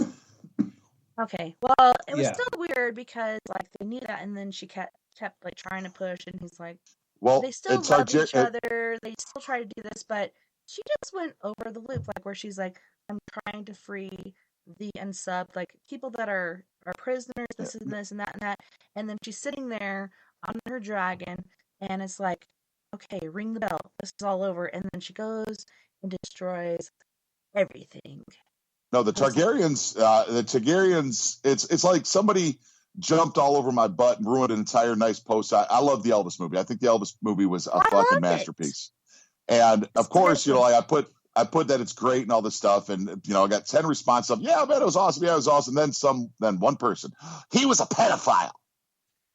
Okay. And I'm like, not back in the day. That was not pedophilia. That was acceptable. That's what I'm saying about the Targaryens is back in Elvis's day, like I have members of my family from that same era that like one of them was 15, the wife was 15 when she had a kid, and the husband was 26. It wasn't just like it wasn't weird then. It was accepted, and it not only was, nobody was going, no, that's wrong.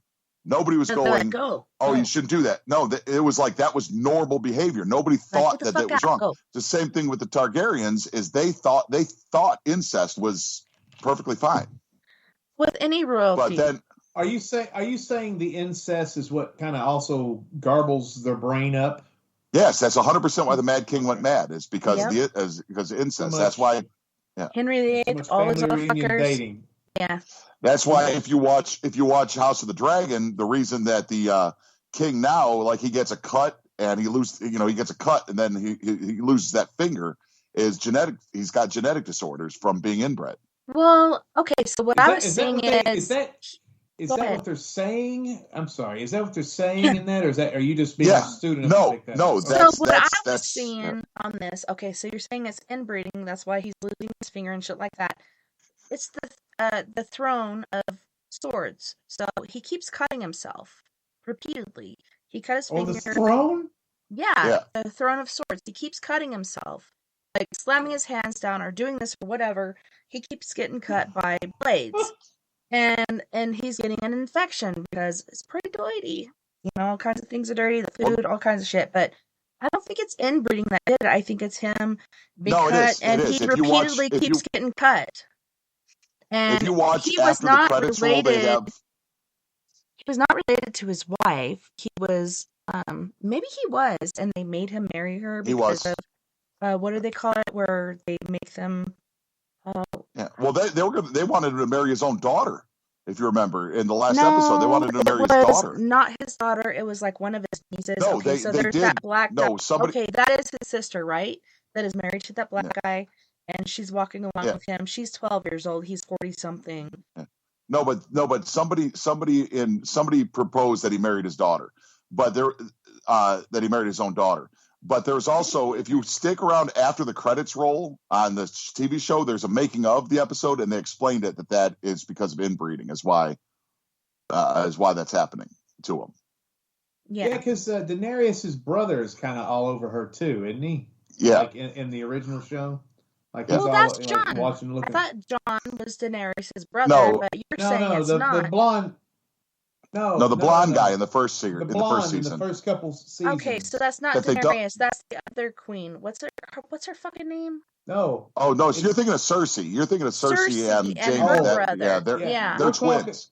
We're talking about twins. We're talking about the Targaryens. Daenerys' brother was a blonde, elfy looking dude, and Aquaman killed him.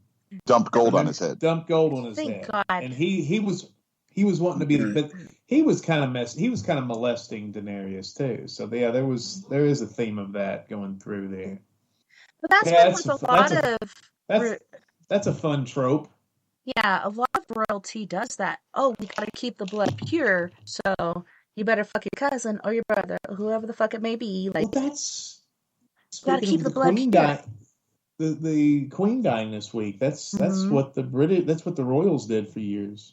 Yeah, that was I saw a meme that said that. It's like, you got to remember that the Queen was the best possible wife to her cousin. But it's crazy because, like, remember, Charles didn't even have the power. Even Queen Elizabeth is like, no, it's going to skip you. It's going to go to William or whoever else. And now Charles has it. It's like, no matter what the fuck you said for all these years, now Charles has it. I just think it's weird. It's 2022, and we're going to have a king ceremony, and we're burying a queen. It just seems, I don't know. It seems like it's archaic and just, that's Britain's deal. But it just seems a little weird. It just seems a little weird to me. You're like, all these Americans going off about the Queen. I think watch some Netflix or something, because what the fuck is going on over here? But the royalty over there is just symbolic shit. They don't have any power. They really don't. But I'll tell you, people get on them like, say that, but they have, there's 400 different charitable organizations that like Prince, who's now the prince? Is it Harry? No, Harry has been offshot. Like, okay, well, you didn't go by the rules, so you and your wife move somewhere else. They moved somewhere else. It's William. Whoever now is, William. He was just. I just heard this on the radio that he is now has to be trained and is in charge of 400 different charitable organizations. That's his job. 400 charitable organizations, and I'm one of those guys in the same. I'm in the boat that, when Princess Diana died, I was like, I don't give a shit. When the Queen died, I don't give a shit. I don't want to be. I'm trying not to be callous about it. But I just said, like, rest in peace, because I know people from the UK and other places. So I'm like, rest in peace, Queen Elizabeth. It has no bearing on my life whatsoever. It's like, it's just a human being dying, and people care, and I care about the human condition, and if people. But I don't understand how people who are Americans are going, how sad. I don't. It's like, hey, I just feel bad for my friends. Do the British people care? Is it kind of weird for them right now? I don't even know. Because I don't have any. Well, you said you got British friends. Well, I think they care more about Boris Johnson getting out of there and then putting somebody else in, because Boris Johnson was, that had an effect on their life. That dude was a butt nut. Right. That was British Trump. Birthmark on his head. Yeah. But I think that has more bearing on their life than the Queen. Yeah. He was an actual. I think the Queen is head of the church, or the royal crown is the head of the church and all the churchy things. But I have no idea. I'm an American. No, they're like, she's not supposed to be, in politics or religion. She's just supposed to be doing this. And I'm like, what? She was a part of so many different things, but it's I watched The Crown, and they said that the royal family was in charge of the church, but that was also when she was young and kind of a piece. So they might have changed that over the years. And I don't think England's too. Most of those people over there are agnostic or atheists now, so they don't really give a crap about the church anyway. I'm just hoping, excuse me, eventually shit'll change, because we fought it. We moved from there just to get away from it. Then they came to try to encumber us, and we're like, go fuck yourself. We're not doing it anymore. Well, I think they kind of want to be our buddy. They're kind of like the little dog. We're kind of the big dog nowadays. Well, these days it's all good. We're all friends. It's cool. It's copacetic. But back in the day, it's like, the British are coming, and they gotta. Choo. I think the biggest problem in Britain is their food. I think they really need to figure out how to get some nice Asian, some Hispanic, some Italian in there, because all they have is like really bad British food and some Indian food. And I don't like Indian food. So I was talking to a friend of mine a couple of years ago. It might have been this year. That is a kid I grew up with, and he lives in England now. And he said that he's lived there for about 15 years, and he said that the cultural shift in England is the history of England, the culture of England doesn't even exist anymore. He says he said basically, and he has no problem. He's a liberal guy, and that's the way. But he said it's basically a Muslim state now. He says it's not. Yeah, he says it's there's more refugees from, there's so many refugees came in there that. I know a lot of them have been moving over there. I'm sorry, I was not clearing my throat to interrupt you, but because shit is building up for some reason. But I know there's a lot of them over there. There's been bombings over there. There's been all kinds of shit. But now to say it's Muslim running and stuff, I don't agree with that. I know there's a lot there. There's a lot here. It's just like any place. We have different people. We're incorporating them. We got different shit going on. I don't think it's run by them. But they can see the affect of it. Or the effect. Well, I said he said that it's like, and like I said, he wasn't complaining. He was making observations. But he said, like, the street he lived on used to be, used to be just your average British classic street where you had, British people walking around, white, black, British, British people.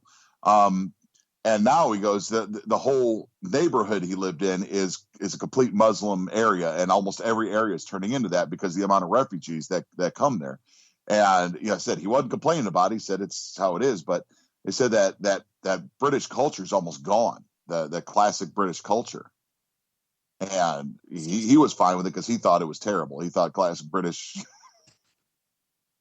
culture was oppressive and. Yeah, they have a bad history of kind of trying to run the world. It's just like here with Hispanics or Mexicans or whatever. Over there, it's Muslims and whatever. Like, there's so many people going into different places, and people are so offended. And to me, it hurts me because I'm Irish, I'm British, I'm like all this other shit. I used to think I was Cherokee till I did my DNA. Yeah, I come to find out I'm not. Maybe like 0.3%. Maybe Cherokee. I have no idea why anybody does that thing.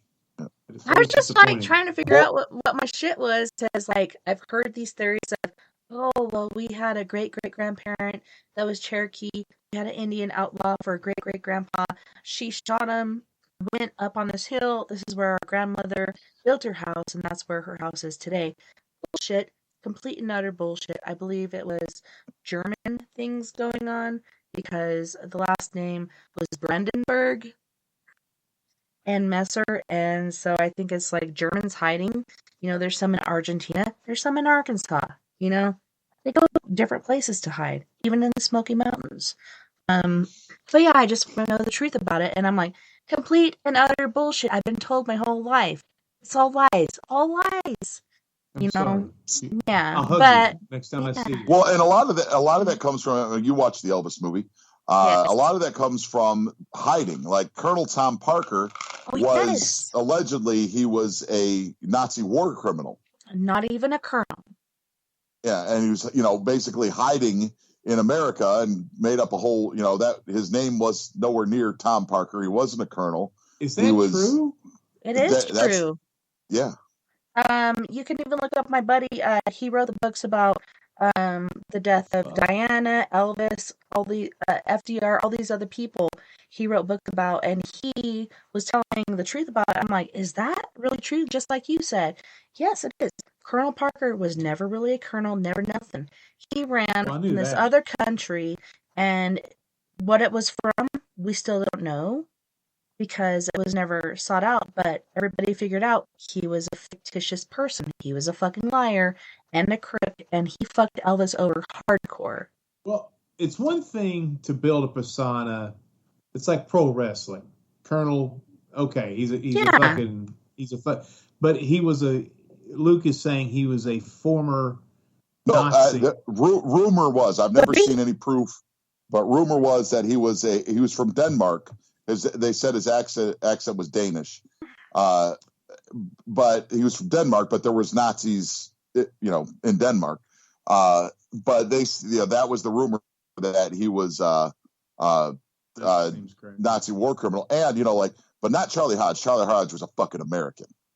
Yeah, and that's what I was wondering about my family too. I'm like, are you guys telling all these Cherokee stories and stuff to cover up your German or whatever heritage. Yeah, because Is it nothing would actually make you more Nazis trying to American. fucking hide out? Brandenburg, Because whatever, like what? Oh, that's Yeah, see, Luke just said yeah, that. He kind of made that clear. So yeah, you incorporate a lot of Cherokee legends to yeah, make yourself feel more like you're more American to than cover you it might up, be. because there's yeah. no Cherokee Ooh, whatsoever to be found. It's German and Irish and I think. Scandinavian, Well, all this me other and stuff. But the German part is the one they're trying to hide.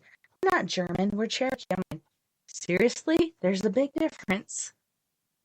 a little bit. Yeah, Mm-hmm. we'll have to do some DNA testing. Hey, Oh, that's you what I already did. did. Yeah, now I Oh, gotta go try to get my brother tested, and he's all twacked out and paranoid, so let's see he's how going to that be the same goes. as you. He's going to be the Well, same as you. it's funny because they're like, okay, since we tested you, we can get the maternal lineage, but we can't get the paternal because we have to What? test a male member of your family. The closest male member I have is my brother. I do have two other brothers, but they're from a different dad. So I need to get my quacked out brother to do a DNA test to figure out what the fuck is going on here. Yeah, my But the, closest male member is right by my Babylons. The Babylonas. you, it doesn't matter what you are. You're a good person now. Whatever. You can't. What's that going to do to you? I think I was saying we did a skit on our YouTube. It was one of the last skits we did. So we got so busy making movies, but the Ancestry.com skit. But it's like I still don't understand why people go back and look, because it's just nobody's ever done that and been like, oh boy. It's always been like, I thought I was Yeah. Italian, but I'm from Latvia. You know, Yeah, those I mean, those commercials are the best. You know, like though I thought my husband was Italian, but it turns out he's not. Well, and she's like acting like she's gonna leave him because he's not Italian. The yeah. best one is the black woman that finds out she's from Africa, and then she's like, Hey, I'm part I black. found out. I found out I'm from Africa, and then she's all like got all this African garb and shit. I was like, this shit She's is got, racist as hell. yeah, Well, it's just she got the shit on her head. there's She's no like, good news. no, and it's There's no funny good. though, because it's like I I need mean, to know what I part. have a close personal friend who did it. His brother did it. They found out that there's a lot of African in one and not in the other. So what does that say about Mama? So I mean, It was the 70s. Okay, yeah, so it I'm was part black, but that was a long time ago. You so know, whole that black doesn't Irish matter. thing. That doesn't matter. I'm not saying I'm part black too. Very, very small. Well, I can see the olive tone in your skin. Yeah, but it's what I'm saying is the brothers. One guy's got something from Senegal. The other one is like, you know, Great Britain, tea and crumpets all the time type thing. It's like, what happened, Mom? What was going on there? There's nothing good that can happen from these things, man. I'm just quit doing them. Just be yourselves. Well, one of the cool stories about it is, okay, so my husband comes from a family of all brothers. So there's Stephen, there's David, there's Vern. How Like did brothers? How did they get pregnant? They didn't, but If everybody the father, if everybody was brothers, you have to have a female to have. Who gave birth? The brother? Okay, so the dad, he's getting ready to go over for World War II. He's a really good musician, and he actually, instead of going to war, got called to play for the captain's place where they're playing parties and shit all the time. So instead of going over with his brothers, which are not really his brothers, but like his platoon brothers, he stayed and played at the captain's place and blah blah blah. He ended up meeting this chick, fucking her, getting her pregnant. And even the captain from that place, like, found him, took his guitar, smashed it on a bridge, and threw it over. He went, left the place, got his own new guitar, etc. Come to find out, a few years ago, my husband actually has an older sister by about 8 or 9 years.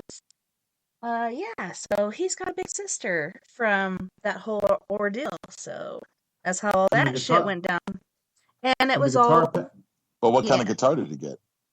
Oh, I don't even know. I think it started with a G or something. What? I can't even remember. Oh, Fresh Gibson. Gibson, yes. It was the Gibson guitar. But yeah, Okay, he ended up having an so- older sister, and she's amazing. And they never knew until like 3 years ago they had an older sister. So that was a cool thing about genetics. A love child from a fist fight with a guitar to the back of the head. Well, playing for the captains, and the captain's doing his own thing with his brothers, and the chick's tired of it, and she ends up fucking one of the members of the band, and yeah, Hey, shit man. happens. You gotta listen. Yeah, I want there to be a lesson. Anybody watching this, listening to this show right now, here's the lesson. You got to watch out for the musicians. Yeah. Make sure your women aren't too close. If you got a wife that goes out and sees the same band every weekend, watch out. You need to go. You need to go. I'm talking about my own personal experience too. And I will tell you with 100% proof from the source himself, musicians love titties. Oh. Yeah. Yeah. You can quote on that. I think musicians love titties more than any other group of people on the planet. Hey, titties, things, those are important things. Yeah. It's a very quotable moment here on the a very nice pay scale. Boobies. Hey, I went to New Orleans and I was like, I just, got my boobs redone. I was super proud of them. I didn't show them not one time because they're like, here, have some little tiny beads. I'm like, nope, you better have those big old bobbly ass beads for these big old bobbly ass boobies. Otherwise, I ain't showing you shit. And I didn't because I'm like, you ain't even got to pay for it. I ain't showing it. Not gonna pay. So the size of the beads is more enticing. The bigger they are, the tiny old beads no good. But if there was some honking, kind of like Wilma Flintstone rocks, you would have been all about it. If they were like Christmas ornaments on a string, I would have flashed them. Yeah, I would have. I'm being honest, I would have done it. Christmas ornaments on a string, guys, in Louisiana. You heard it here first. Bigger the That's bees, what you got to do. Bigger the bees, bigger the boobies. I was like, little bitty bees, no, ain't interested. I already got like 3 bags full. I ain't even flashed my boobs. I didn't flash my boobs not once, and I'm kind of disappointed. Like, that is a whole effect of like going on Bourbon Street and doing this whole thing. Like, you flash your boobies how many times? I didn't even do it once. It's so weird because I do it here on the show quite often. For very little compensation. Yeah, because I love my peace. No. Well, you treat them well. Yeah, I gotta tell you, I'm at the point where I'm disgusted with guys trying to get girls to flash their tits. I see it because I play music all night, and I always get the guys out there, show your titties. I'm like, guy, I just want to throw you off this fucking roof. You're like, have some respect, I mean, if it's guys don't know when to read the room. Like they're asking girls at a bachelorette party that are just hovering at their own table, not wanting to be bothered by anybody, having their own good time, and then get some drunk redneck, hey, for show me your titties. Well, it's really about character, and if you guys are being degrading, you're gonna be degraded. We ain't gonna do it. Well, that's what I'm seeing is these guys just have no fucking class about it whatsoever. And it's like I've been seeing this all the time. A girl's afraid to walk down the street. Girls afraid to do this. They don't want to talk to guys. And I'm like, I watch these guys, and you can see when they're coming up because they're all wearing the same clothes. Right. You could tell from a mile away the guys that are going to be that guy. And I see some shit that just bothers the shit out of me sometimes, and it probably shouldn't. Like, I was playing at a bar the other day, and this dude walks in, probably 45 years old, wearing a red flat-billed baseball hat, white basketball shorts, and a white shirt that went down to his knees. And I'm like, what are you expecting to happen here tonight? Why? He doesn't expect to sit in mustard or anything. Yeah. I'm like, and he's wearing red fucking Nike shoes, and I'm like, look, I got my own style. I wear Crocs that match my shirt usually, something weird like that. But I'm like, what? You said, all right, I'm going to go out tonight, and I'm going to put on my finest basketball shorts and long shirt and try to look like I play for and one. I don't get that shit. Well, how did he do that night? How did he? I don't know.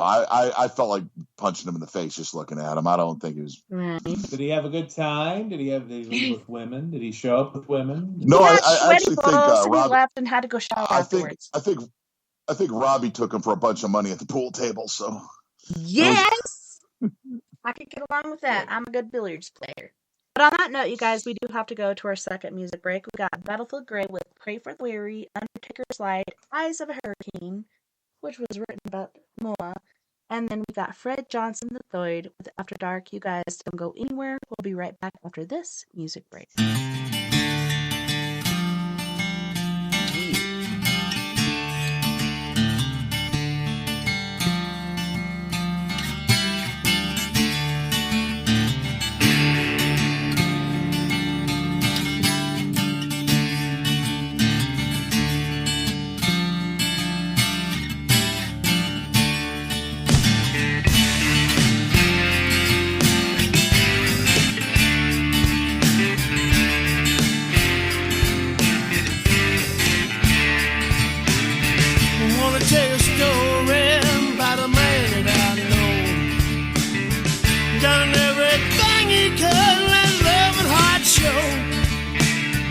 Until the devil, he took him by surprise.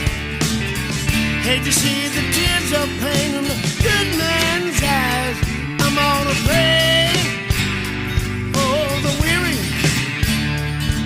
get love and feed the hungry. Do what I can, be a better man. Share the taste. Just to embrace the Lord.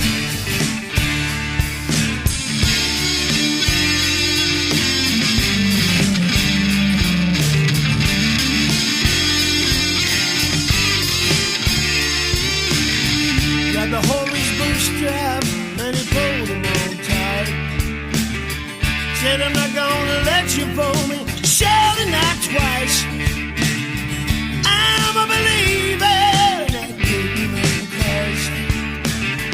Not gonna let you take good of my life. I'm gonna pray for the weary, give love and feed the hungry, and do what I can, be a better man, share the taste, walk in grace, just to embrace love.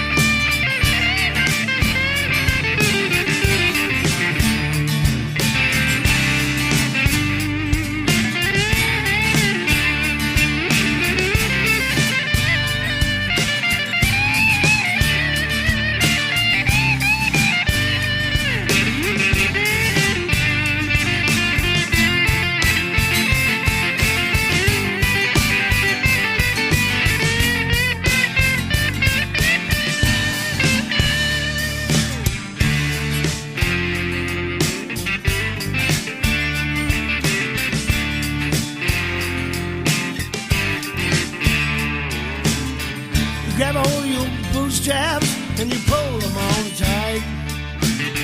Better not let him pull you, surely not twice. You gotta be a believer in that good man Christ.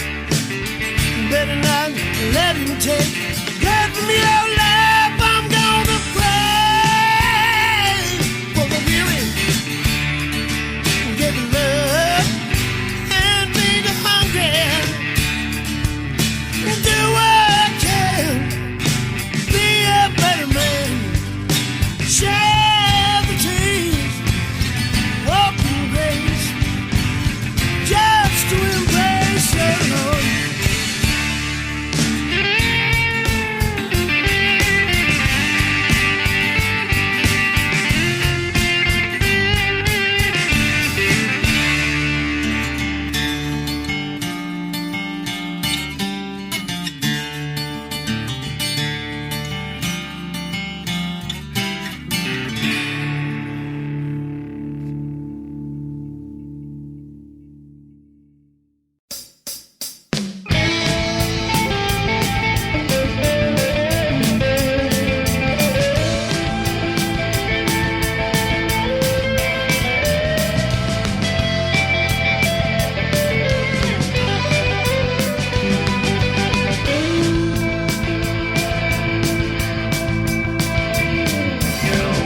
silver spurs that jingle as the cowboy rides along. Laid on the trail, coming in from San Antonio. Needs a drink of whiskey and a place to lay his head. He checks into this place off of the trail of death.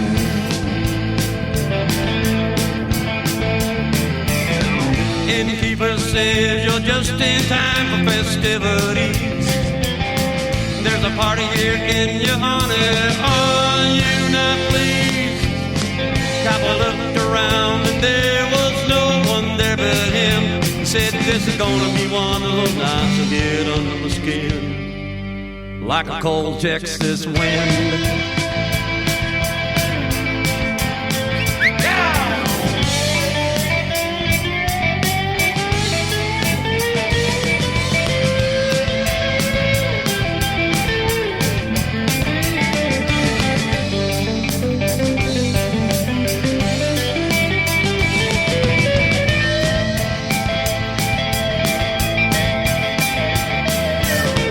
Then a dancing girl appeared upon the bar, of course. Bartender gave me whiskey, stableman take my horse. Tomorrow I'll fight with the devil that I knew, but tonight there's gonna be heaven up in my room.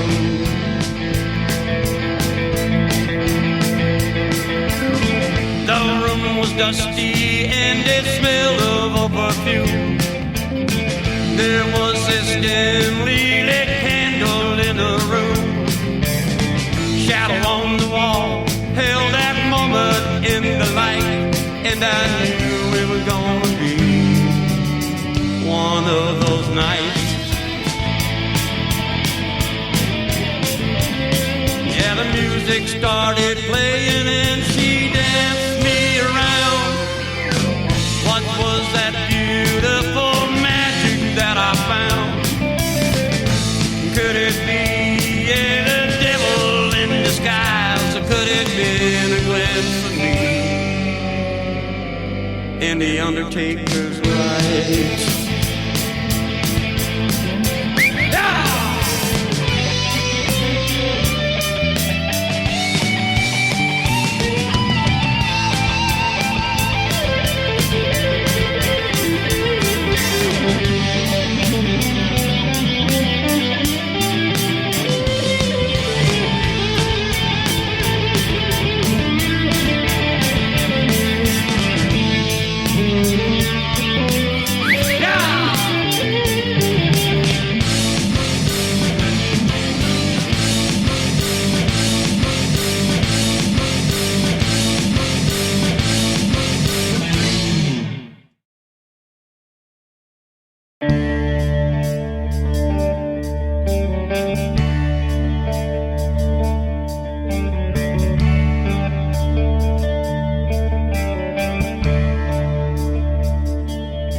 Like the cool spring wind that whispers through the trees,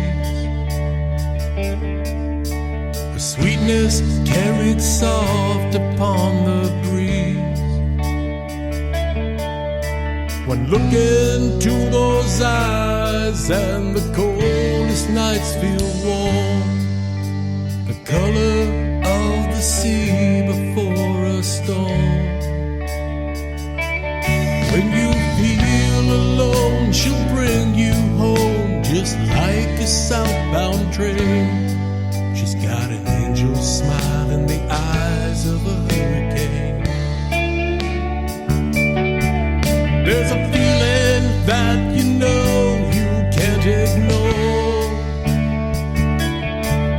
When you feel her waves crash upon your shore, and her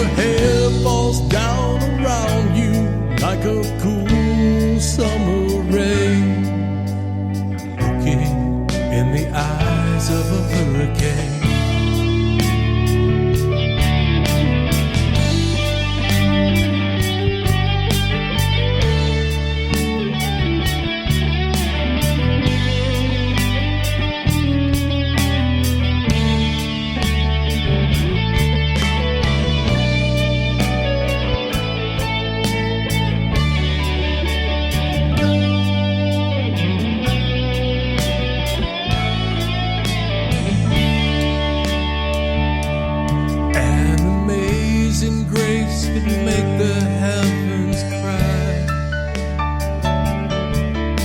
The envy of the stars up in the sky, slowly dancing in a circle till nothing else remains, lost somewhere in the eyes of a hurricane. There's a feeling that you know you can't ignore, when you feel her waves crash upon your shore, and her hair falls down around you like a cool summer rain, lost somewhere in the eyes of a hurricane.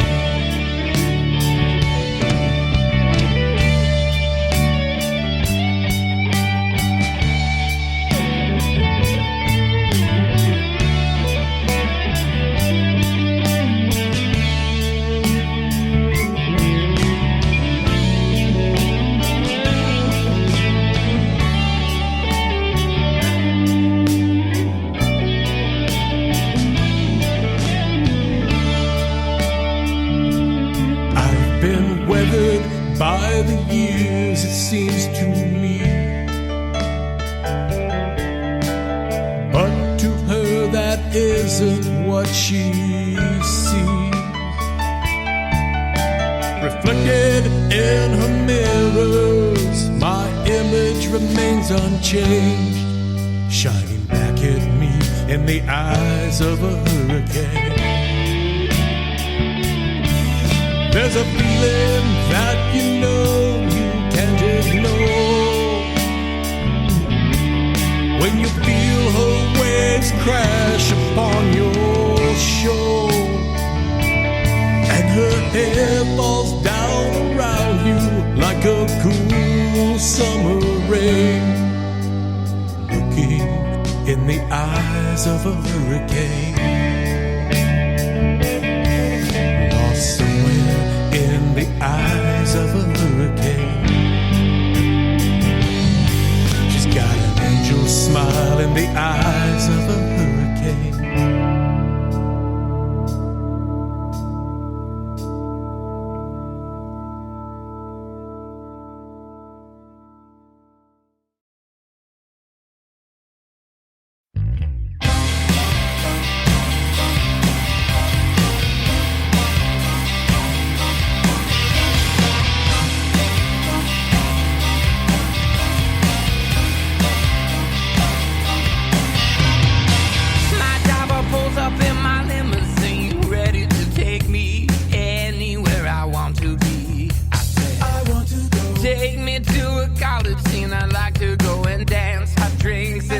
Perfect day, yeah.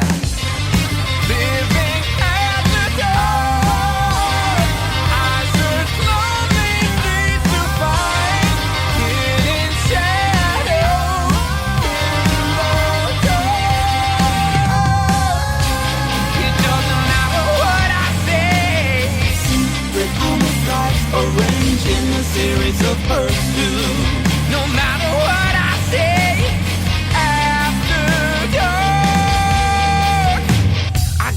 face because she had the range. I knew she was the one that never could go home again. Plastic life by limo seats, I don't know why I can't control this urge to hurt again. Yeah, living at the door, I search lonely streets to find hidden shadows in the dark. It doesn't matter what I say, changes in the sky, murder forever after. No matter what I say, after dark.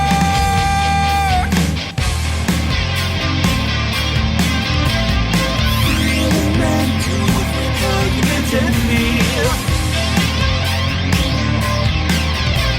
in hiding place with days of December. Concerning works were meshed in my image.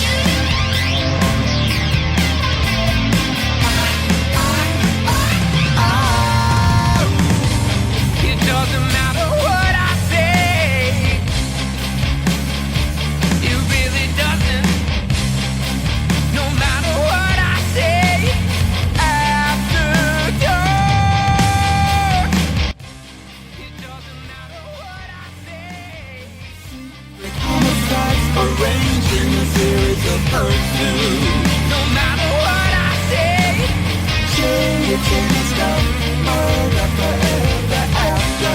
It doesn't matter what I say, food and fatal, lacking the hint of conscience. No matter what I say, after dark.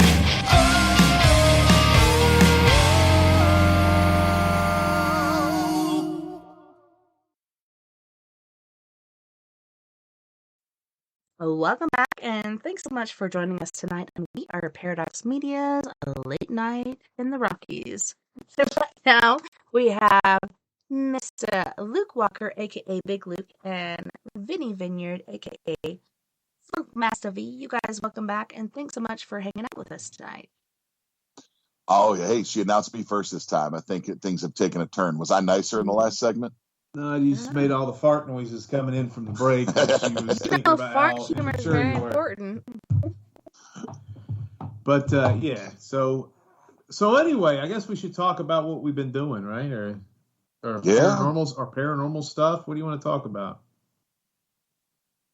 I'm Well, asking you, host. I'm asking the hostess. She's looking at me like I came out of Germany. I'm a Cherokee German or something. Talk to me. Hey, What do you I want to thought talk that was about? me. Now I'm lost. Since I did that genetics test. But no, okay. So what did we leave off on? Nothing Okay. good. I'll tell you that much.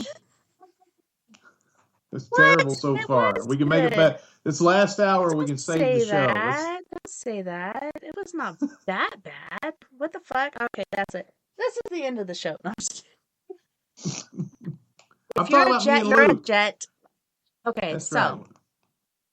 Talk you about me guys and Luke. been doing your new shooting for Big Well, Smoky or Camp Smoky? Camp Smoky. Yeah. Well, we got Smoking.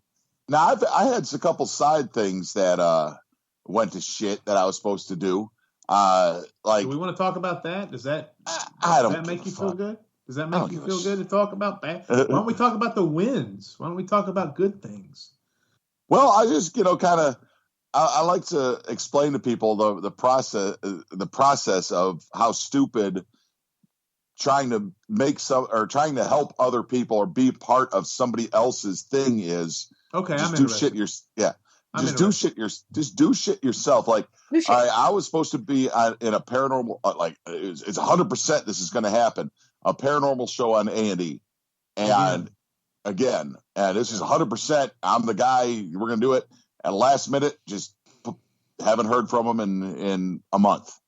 Well, You know? it was a litigious thing. They were worried about Yeah. the litigious side of it, and they wanted to. You tell it. As is explained to me, is like there is a minimum that they pay people, producers, talent, and everything. Well, apparently the lawyers came in and said they wanted to pay us all half of minimum to do this show because just several other reasons, but it's just there's several reasons why they wanted to pay half, and it's just it's because stupid. they wanted to beef up. They were afraid they were going to get sued if they made this show.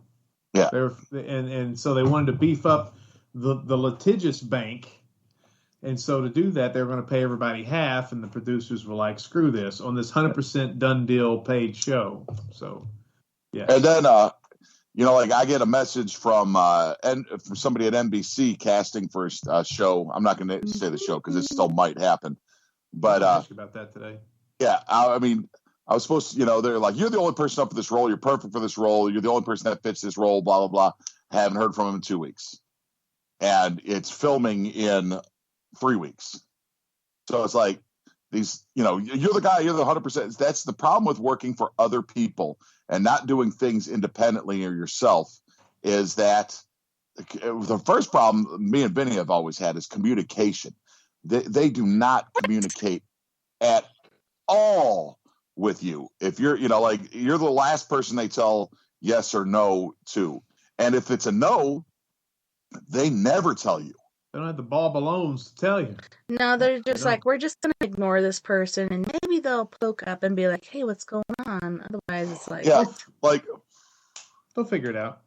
But, I mean, wouldn't you want, just everybody in the world, if you're up for a job, and they decide not to hire you, wouldn't you like them to at least call you and say, hey, you didn't get the job, and so you're sitting around waiting for the job? Definitely. You know, it's Rude. Rude. But, you know, if you include the things me and Luke have done together, and the things that Luke has done individually, and the things that I've done individually, if you want to throw Travis in there too, there's at least been 12 sure things that have come and gone in the last 6 years that, guess what? They weren't that sure of a thing. Our names are even attached to a show that's on Netflix right now. We never got a paycheck for it. So it's weird. That's why Luke and I decided we're going to just make our own stuff. And we have total autonomy over it. And we have a lot of fun making it, and we're proud of it. And we're telling stories. And I'll put Luke over. We'll be serious for a second. We've been kind of assholes this whole time. Me and Luke are former bad guy pro wrestlers, so we kind of come off that way. But at the end of the day, we really actually care about other people. But I'll tell everybody the truth. Luke is a genius when it comes up to coming up with story ideas. I think we're both pretty funny guys when we get out of each other's way and we start trying to be funny and coming up with some content. So it's really cool. I mean, between Luke and I and the team that we've amassed, we've got a group of people where we really don't need to reach out. You know, we don't need. We've got pretty girls. We've got funny guys. We got people that can act. We got people that can write. We got people with the want to and the talent and the equipment, and you know, so we can kind of make our own stuff, and that's kind of what we've been doing, and we're enjoying it. And this new movie, WJHC, which is the movie we released in May, is about to be on streaming services. It's about to be on something called Horror Max. I can't wait for people to see it. It's got a 9.5 on IMDb. People like this movie. It's kind of a Kevin Smith flavored Evil Dead 90s piece about the return of Christ. What would have happened if that happened during Y2K, and then if everybody evaporated with the Lord, all the assholes left over had to fight the demons and the denizens of the night. And it's a pretty funny comedy that kind of turns into a horror movie. It's got a tonal change, to use someone's words for that. It's like I sold a bunch of DVDs personally. At my music table, I had a bunch of DVDs. I sold them out. Every person that bought it, WJC, has come back and went, I did not expect that movie to be that good. I appreciate that's good. Hey, news. I got to see Vinny's butt, so I'm pretty happy. Oh, and I apologize. Yeah, my butt is in it. It's only to make people feel good about themselves. He's like, but the new movie has more nudity in it. We're not going to tell you whose, but and we're getting close to being done. A lot more graphic nudity in it. This was getting close to being done, and this one's been rougher than I thought. I thought this one would have been easy. It's not been easy, but it's going. It's mostly because of it's been rough because of my schedule, and I apologize for that. You know, because I play 5-6 times a week. Yeah, it's been. Hey, look at that. We're like real people. Why is my face bigger than the rest of you? I think because you got a humongous head. I do. I am German, by the way. I am Cherokee and German. I am Cherokee, German, and Italian. I am what you're missing. I think that 0.3% that they're saying they don't know what it is, that could be the Cherokee side of me. Otherwise, there ain't no fucking Cherokee. I'm like, you were Cherokee in the 90s. To me. Yeah, in the 90s. You were, just like Luke said, you were very Cherokee in the 90s, especially Totally. Everybody else was when they watched Dances with Wolves. Everybody was Cherokee. Vinny, I didn't tell you this. I go into the Shell gas station in Gatlinburg, and the guy behind the counters, I've interact with him all the time. He's a cool guy. He's a black dude about my age. And I walk in there. In Gatlinburg. Yeah, it's weird. And he's awesome. But I walk in there and he looks at me and he goes, "Were you just on TV yesterday?" And I was like, Were you watching Oxygen True Crime Channel? And he goes, "Yeah, I thought that was you." So apparently our episode re-aired. It did. I got a lot of people. There were people that screenshot, like, "Are you on TV right now?" And I go, "I don't know." And one of the coolest things, Luke and I have done so much stuff that's awesome. That's just that's fun. But one of the coolest things, we actually got to be on a TV show that we had nothing to do with creatively. And I was playing a bad guy and he was a snitch. The asshole. He got a stitch afterwards in his side. But anyway, so the entire time we're doing this bar scene, there's no dialogue during this scene, and Luke and I are talking about Bobalones. Hey, that guy over there is like 10 feet from my Bobalone. So it's this real serious part of the movie. And Luke's like, hey, okay, well, that guy's like 15 feet away from your Bobalones. And so the crew's all cracking up, and it's about murder. So we're disrespecting whoever was murdered in real life, and we're sorry. I had to act at a diner with a guy out when I was narking on Vinny, and I had to talk to this guy who was playing a detective. He's like this real straight-laced guy, 50 years old, wearing a suit. And if you watch my hand movements, I'm doing hey, whoa, easy. I'm like, hey, whoa, first of all, this guy, I know him. He's like 3 feet from my Bobalones at the time. And then he had this gun on him, and he's like, pulled this gun out. I was like, hey, whoa, easy. If you shoot me right now, it's going to be 2 feet from my Bobalones. And this guy is dying the whole time. And the whole crew is just like, everybody but the lighting guy. The lighting guy hated my guts, but like the director and the producers are there just rolling laughter, and the lighting guy, he's hating me. But I mean, that take should have lasted an hour or maybe half hour. It was an hour and a half because I kept fucking around through the whole thing. I was like, they're never going to call me back, and then they called me back. So the other thing that was fun is I was with Steve Martin, and Martin Short have a bus driver that they also put in their show.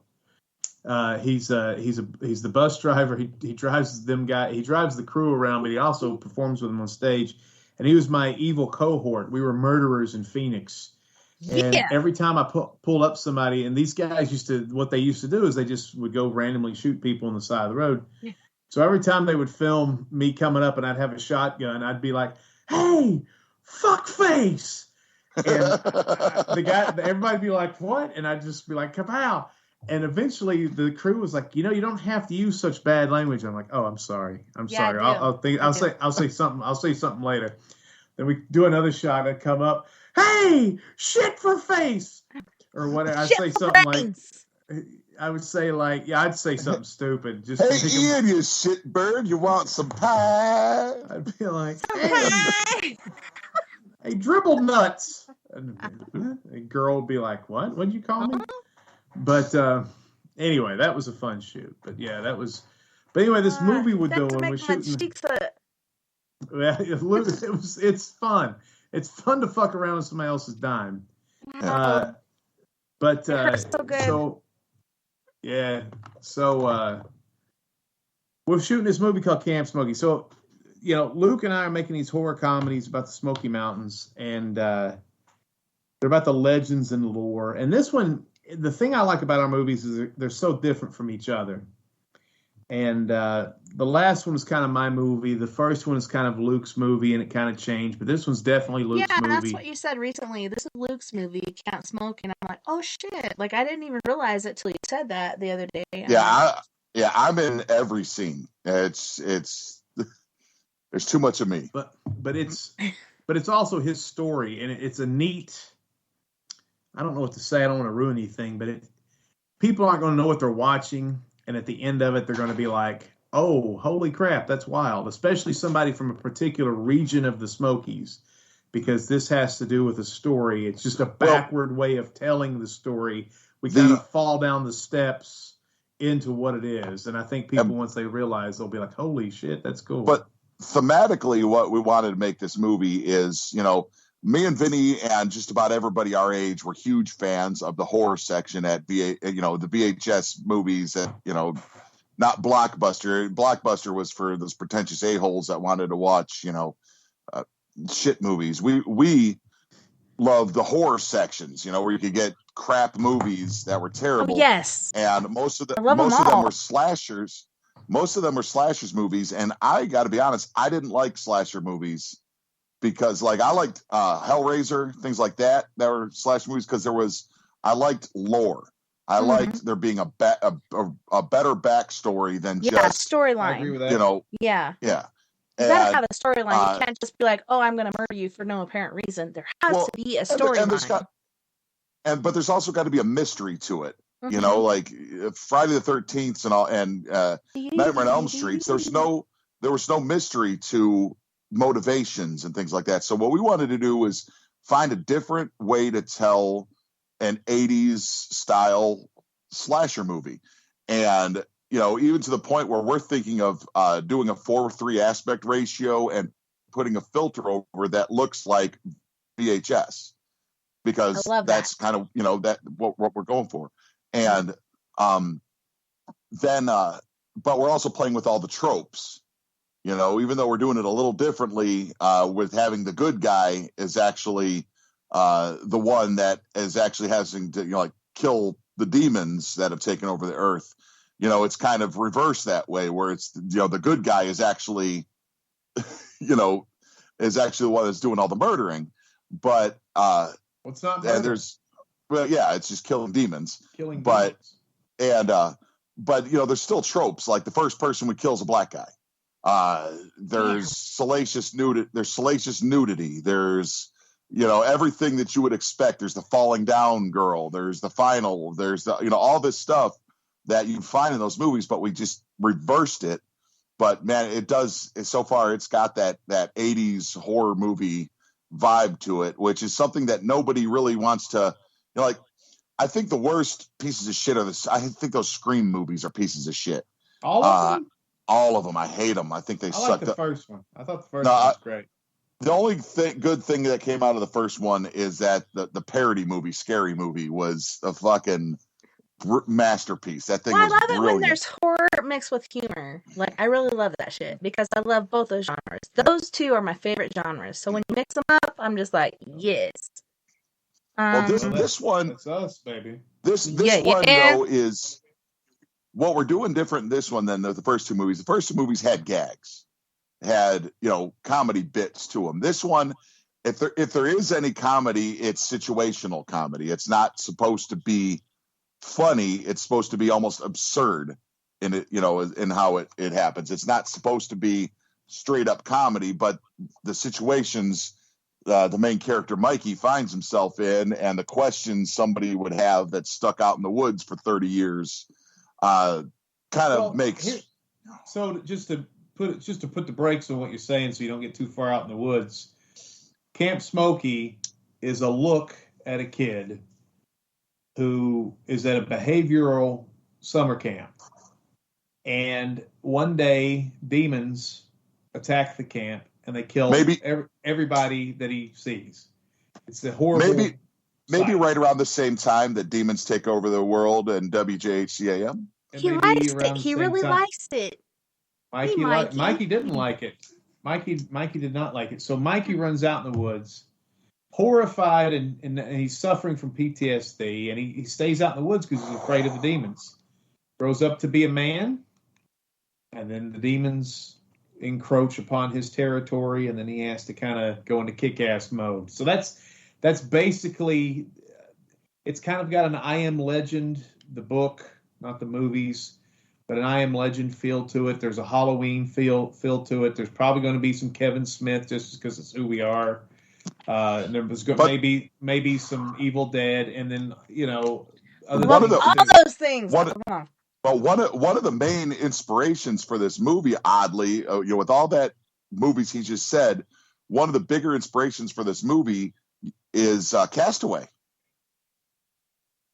There's a lot of dialogue. There's a lot of dialogue with the second build actor, and the second build actor in the movie is going to be an inanimate teddy bear.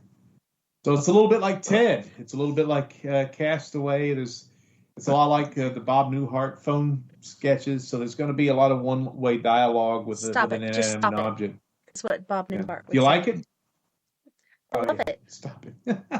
Stop it. Just stop it. Anyway, it's a total different flavor. It's going to have a different look.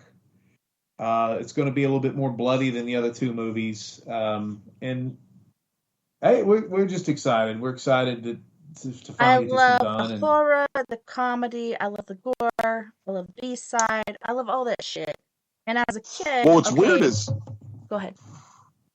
In this movie is, we had a couple different small things. Like in WJC, we had a prosthetic hand, but there's actually some pretty good practical effects in this movie. That's something we've never really delved into before, because we kind of, like when Kevin Smith made Dogma, he said almost all the horror, all the killing and all the weird stuff like that happens off screen. And that's kind of what we did, unless it was like me and Vinny fighting. But a lot of the stuff, you know, and there's fight scenes because we're good at fighting. But the thing going to happen off screen. Camp Smokey, there's some off screen stuff, but like there's some pretty gross things that we were able to Hack from Hack's Horror Show has got a whole room full of, you know, prosthetics and effects and fake blood and tits, and you know, he's got Ron Jeremy's butthole, all this weird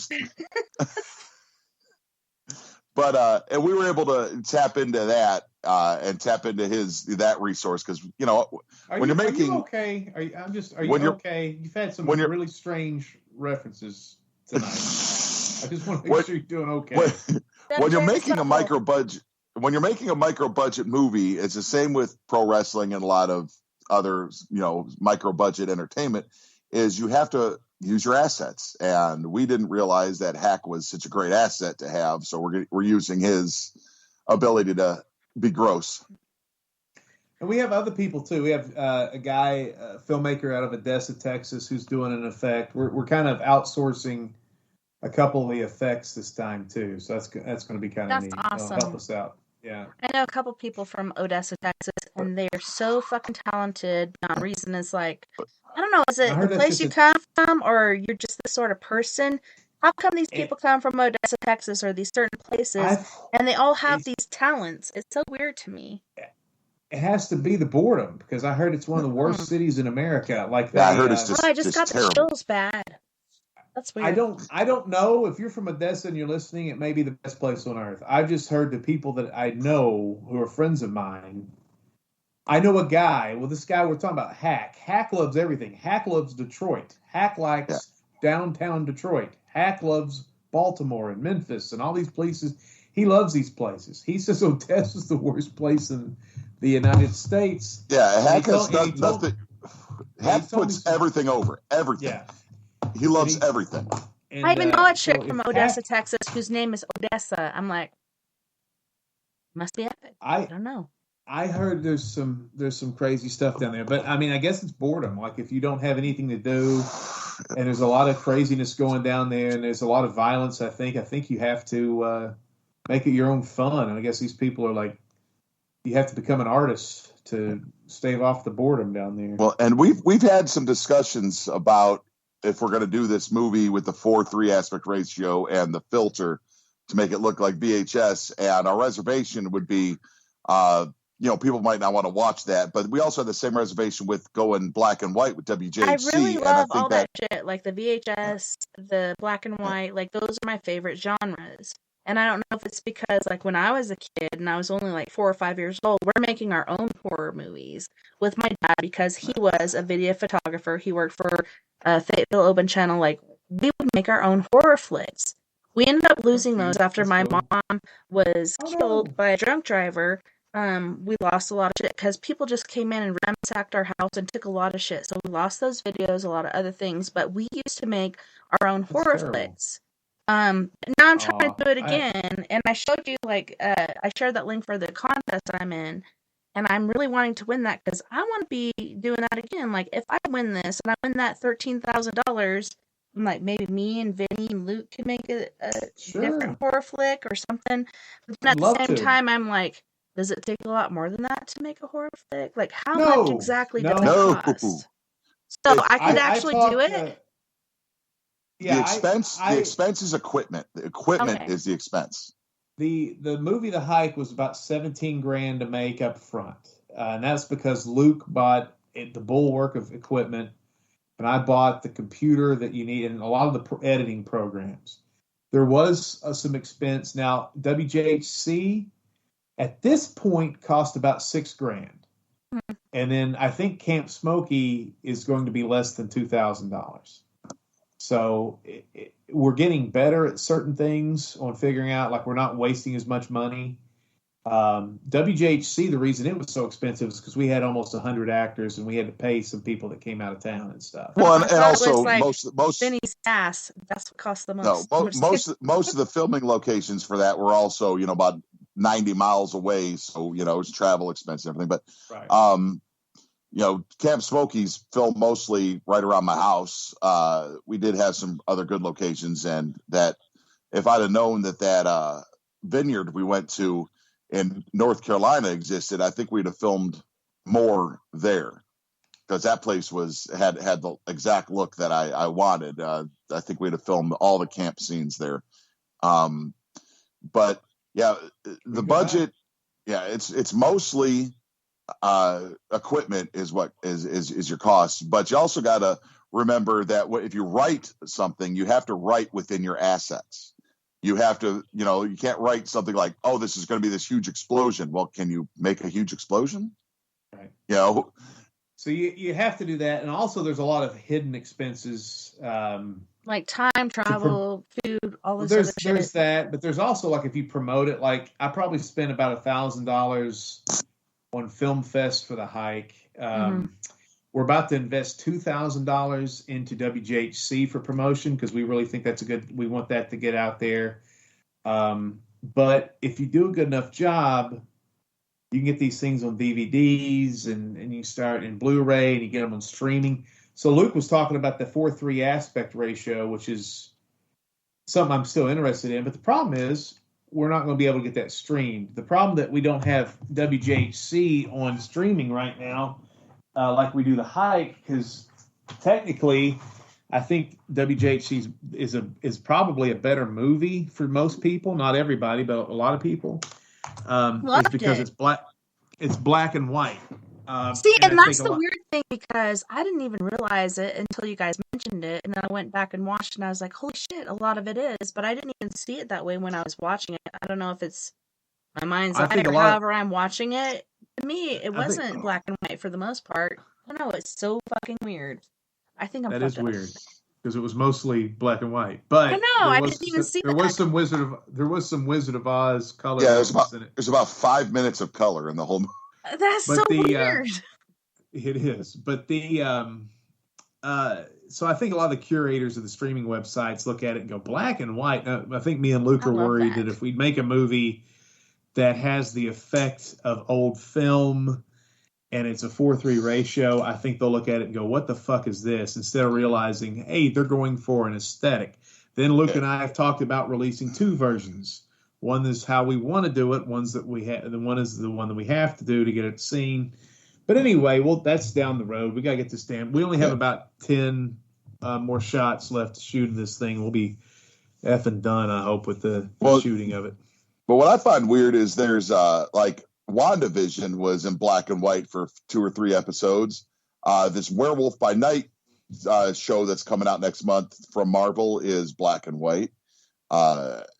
Well, that's Marvel, though, and Disney, so they can do what they want. I mean, like with us, we're unknown relatively, so we have to. There's a lot of bad movies out there, so you have to weed out. It's hard. I don't know. It's kind Well, of. I wouldn't put you guys under that because I've loved everything you've done, and I'm just kind of curious. Vinny comes on, and he's like, "Here's me and this fucking haircut I hate. Do you really hate your haircut? Did you do this for the movie? Like, what the fuck?" Oh yeah. Yeah, look at it. It's got fucking.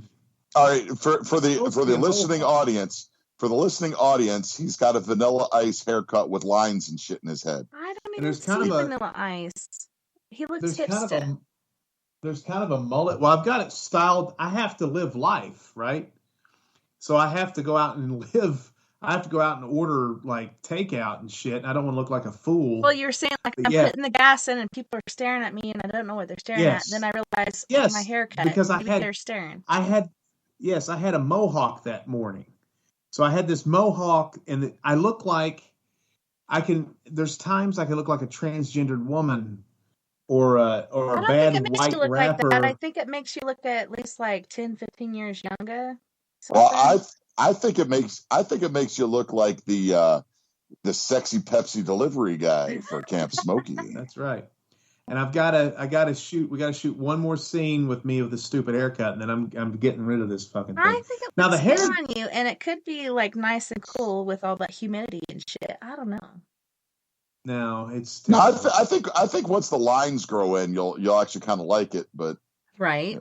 yeah, it's absolutely ridiculous. He doesn't I mean, like I'll the catch hipster look. myself. He's like, I just miss my afro. You just can't. My afro would take a lot of time at this point in my life to get that back, and then you can't do a lot of roles because Luke and I do side gigs and stuff for money, and so there's not a lot of, hey, we need a white guy who's almost 50 years old with an afro. There's not a lot of that, but I can look like a morning DJ or a cop if I shave my goatee into a mustache. Yeah. That's where I'm at a disadvantage with the side acting gigs, because I'm pretty much either inmate or biker, because there's not a lot you did of. pretty good as a hippie that one time. You're like, hey man. It's because I wrote that, or Vinnie wrote that. But there's not a big market for, hey, do you got a 6'8", 47-year-old white guy with long hair and a long beard? But sometimes that's exactly what they're looking for. So, yeah, I mean, that's another reason why we write our own shit, is because we can write ourselves into the parts that we want to play. And it's what's crazy to me is it's one of the reviews or somebody that I thought it's weird. You don't know what people watch. Luke and I have put out a lot of content over the last 6 years. So a couple months ago, somebody was like, Jesus, I love WJHC. It's great. It's a great movie. I didn't realize Luke was funny. And I'm like, what? Well, he was like, every time he come in, he's like, hey man, what's going on, man? Well, no, but all of our Wrestling with Ghosts. We've got 1 million skits on YouTube. You just assume people watch these things. Luke's funnier than I am. I mean, I'm pretty damn funny. Luke's fucking hilarious. And he doesn't even try to be, right? He's just like Luke. Well, I think he tries a little bit sometimes. I try a little bit. But yeah, he's got to get himself off the misery floor to make people happy. But he, he's funny, and so it's just weird. It's like, because the only thing that person saw was him being the bad guy in The Hike, and I didn't see him as the bad guy. I saw him as the guy trying to find his daughter, or who killed his daughter, or whatever. Well, yeah, you got that. See, you know more about The Hike than you do the fucking Game of Thrones, and for that, right. I appreciate that. So you follow that plot easier than the Game of Thrones plot. But so anyway, I just find that odd. You never know what people are watching of yours, and I still get to this day. People I've known my whole life are like, "Oh, I didn't know you played music. Yeah. I didn't know you made movies. I didn't know you did paranormal." I'm like, I post about it at least one of those things daily on Facebook. How did you miss that? That's why we post. If you follow us on Facebook and you're listening and you're irritated at us, we post the stuff all the time because we still just like Luke said, people will come up to us. I didn't know you were a bass player, or I didn't know you were a pro wrestler. I'm like, what did you think all these pictures of me in spandex on my Facebook page are? I mean, you think I just hang around with... You were trying to show you Harry Balzania. Yeah, if I just hanging around loose women in a mink coat on the weekend for fun, I mean, well, it was fun, but I got paid for it too. Yeah. But anyway, that's why we promote so ridiculous and incessantly, to use a $2 word. What is that, a pipe? Yeah, I'm trying to replace cigarettes with my pipe. Pipe, yeah. It's pretty nice. Are you really? I'm so proud of you. You need to quit smoking. He looks good with it. He looks good with a pipe.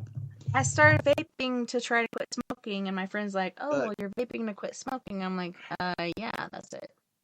Well, that's what I'm trying to do. Is I'm trying to replace every other cigarette for this. That's first 2 weeks. Replace every other cigarette with a pipe, and then it's gonna drop off to just the pipe. Yeah. My wife lost her eyeball because of cigarettes. I mean, so then she quit. But I don't want any of my friends to go through what she went through, and I'm trying to get all my friends. Luke will be sitting there. I'll be like, "Quit smoking." What? And Luke will be like, "Quit drinking Diet Coke." And I'm like, "Well, touche." But fucking quit smoking. That's the worst. Yeah, I've had a lot of non-smokers that told me to quit smoking that are dead now of eating. Oh yes, But because still. you have different stressors, and you're like, okay, well, I'm not smoking, so now I'm gonna eat, or I'm gonna eat sugar, or whatever. Like, there's so many different evils in the world you can partake of. Which one is worse than the Then other? again, It's hard to I tell. think if you add together all the like maladies that I know people that have died from, bad teeth has been the number one killer. People going So septic bad. from bad teeth Mhm. has been the number one killer of people I know. I died in an ambulance from sepsis, but it was from a kidney stone Damn. Oh, that brought it down. back in the 90s. Right? Wah, No, wait a minute. wah. That's not No. on the internet. No, it was 3 years ago, actually. It was. Wait But a yeah, minute. I've known. I know this is crazy. Should we say anything about September 11th, or just let it? No, No. man. What are we going to add to it? Just it sucked, and sorry about it, and It is anything so else? bad, and oh my god, it really changed our perspective as far as our worlds went and what normalcy is. Like, where the fuck do you go from there? We just gotta keep moving up, is what I think, and we can't let those motherfuckers get us down. And I don't know, like, there's so many conspiracies, and the weird thing to me is everything burned up, but the passports of, the people that were doing the bad thing showed up. Like, I don't know. It's just really strange to me, all the different things that came out, but I really feel bad about the lives that were lost and the lives that continue to be lost because of the loss of other people in our lives.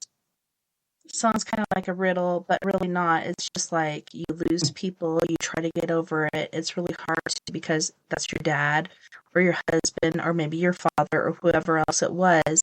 So fucking sad. And I was actually moving into a house which was very haunted at the time. And my uncle called me and he's like, hey, what are you doing right now? I'm like unpacking the boxes. And he's like, is your TV on? I'm like, no, I haven't even plugged it in yet. And he's like, plug it in right now. And I did. And I'm seeing bodies falling from buildings. I'm seeing papers falling from buildings. I'm seeing buildings crumbling. Like, I could not even wrap my mind around this. Like, to me, it was so sad and so fucking insane. And then the fact that there were vehicles that showed up earlier that morning to, hey, we're going to haul out the gold, the silver, whatever else was down there. And then these buildings collapse in a structurally sound way as if it was not from the jets hitting it, but a demolition.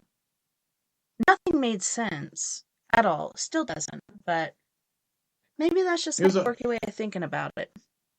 It was a horrible day. And you actually, I think the thing that bothered me the most was watching the people jump from the windows. I think, and they published in the newspaper a big giant. One page was a guy that was dropping to his death because he didn't want to burn alive. He decided to take his own life, and then it's a certain type of bravery. I will tell you this. I'll tell you this about that, Vinny. Let me jump in on here. As my time as a police officer, I pulled up to this house. It was full of smoke. You couldn't see any flames. The house was full of smoke, and I knew there was a woman inside in the bedroom. I went to her bedroom door, sliding glass doors. Me and this officer, Justin Brown, we busted the windows out. You couldn't make it a foot in there before you went and just ran out. So a lot of those people are probably in that same situation where that smoke gets that thick that your body just you do fight or flight, and there's no fight. It's just flight. You're like, you don't care if you're jumping off a building, you don't care what you're doing. your brain goes, get the fuck away from this. Right. Oh yeah. It was just, and that's a horrible scene. I had a dream this morning. I won't bore you with it, but we were. I'll tell you the skinny of it. My landlord was eating marshmallows. I was in a bed with my wife, and we were outside, and it was over a dam attached to an overhang that was over the dam. And my little dog jumped out of the bed, and I watched him fall all the way down into the Hoover Dam, and then he bounced right back up. and I was screaming, "Oh, Jesus Christ!" And I watched him fall again. I watched him bounce back up, and it just dawned on me when you were talking, Tessa, that that had to be because of 9/11. That dream had to be because of the people falling off the building, And that's it was crazy. yeah. Because I had a dream like that too, and I didn't even realize it was 9/11 until today, and I was like, "What the fuck?" But I had this really fucked up dream, and it was just like 9/11, where, like, I don't know, it didn't make sense. Like, I'm jumping. There's no reason for me jumping because I've had these weird flowing dreams before, and I hate that feeling. Even in my dreams, I feel it like where your heart goes up in your throat or your guts go up into that area, and it's just like you feel that falling feeling, and that's the worst feeling that I can feel. But I had that, and I'm like, what the fuck? Like, why the fuck am I having this dream? And then I wake up and I realize it's 9/11, and weird. I don't know. It's still in there. Yeah, it's still in there. From my interpretive dream classes that I took, back in the 90s, I think these dreams mean that you're both gay.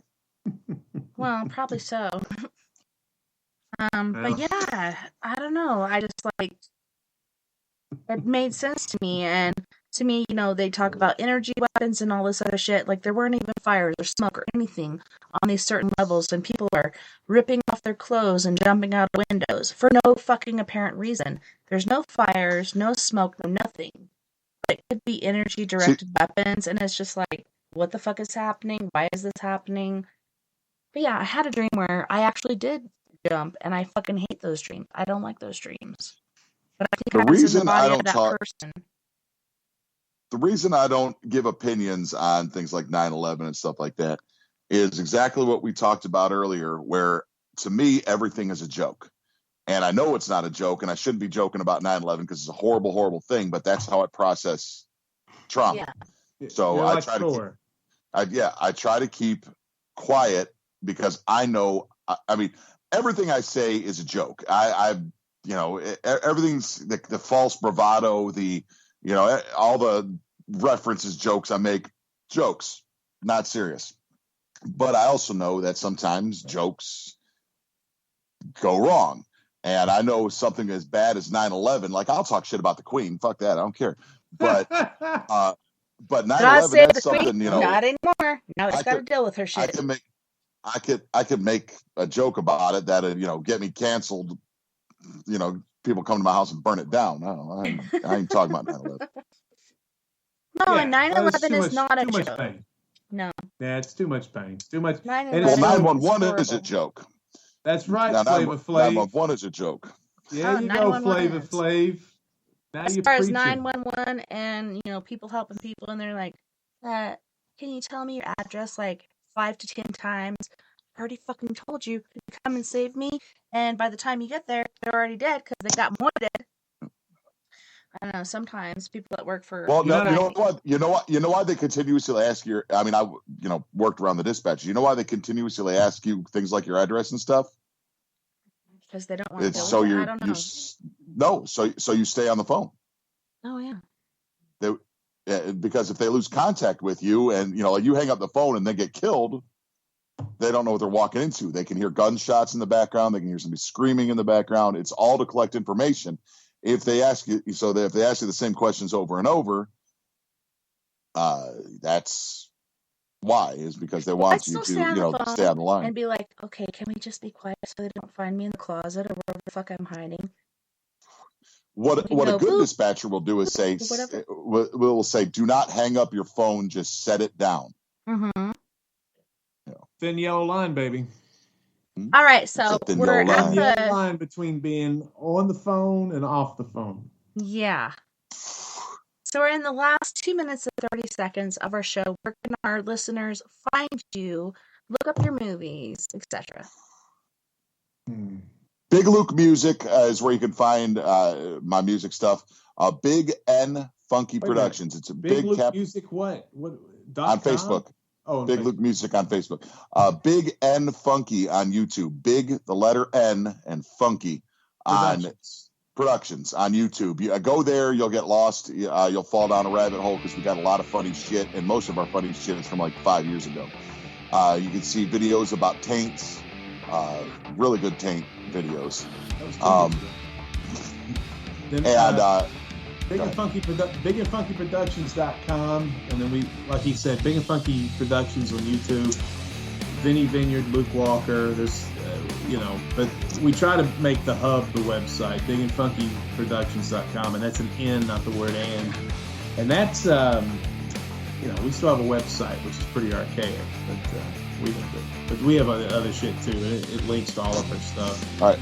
The Hike is available for free with Prime on Amazon.com, on Amazon Prime videos. Sometimes if you just search Amazon, it won't come up. You have to go to the video section. Amazon, it's called The Hike. Also, WJHC is available on Blu-ray and DVD. I highly recommend you buy this movie. Mm-hmm. You're going to think you don't understand how good it is, and that's not just the filmmaker saying this. Everybody has told me the exact same thing. I didn't realize it was going to be that good. 9.5 so awesome. on IMDb. 9.5 it's amazing. on IMDb. I love it. I love the humor. I love the Cobra. Thank you. WJHC, and if you have a hard time remembering it, that stands for Jesus H. Christ. WJHC AM, about a radio station during the apocalypse, Southern Gospel Station. And then the new one's going to be Camp Smokey, and then WJHC, as he coughs, that's actually a pretty good sound effect there. WJHC AM is going to be on Horror Max very soon, and its affiliates, and then hopefully Camp Smokey will be all over the universe here in about 2 or 3 months. Gonna be freaking awesome. And watch Barry. Watch Barry on HBO. You won't regret it. Barry on HBO. You won't regret it. Luke Walker and I both wrote that and started.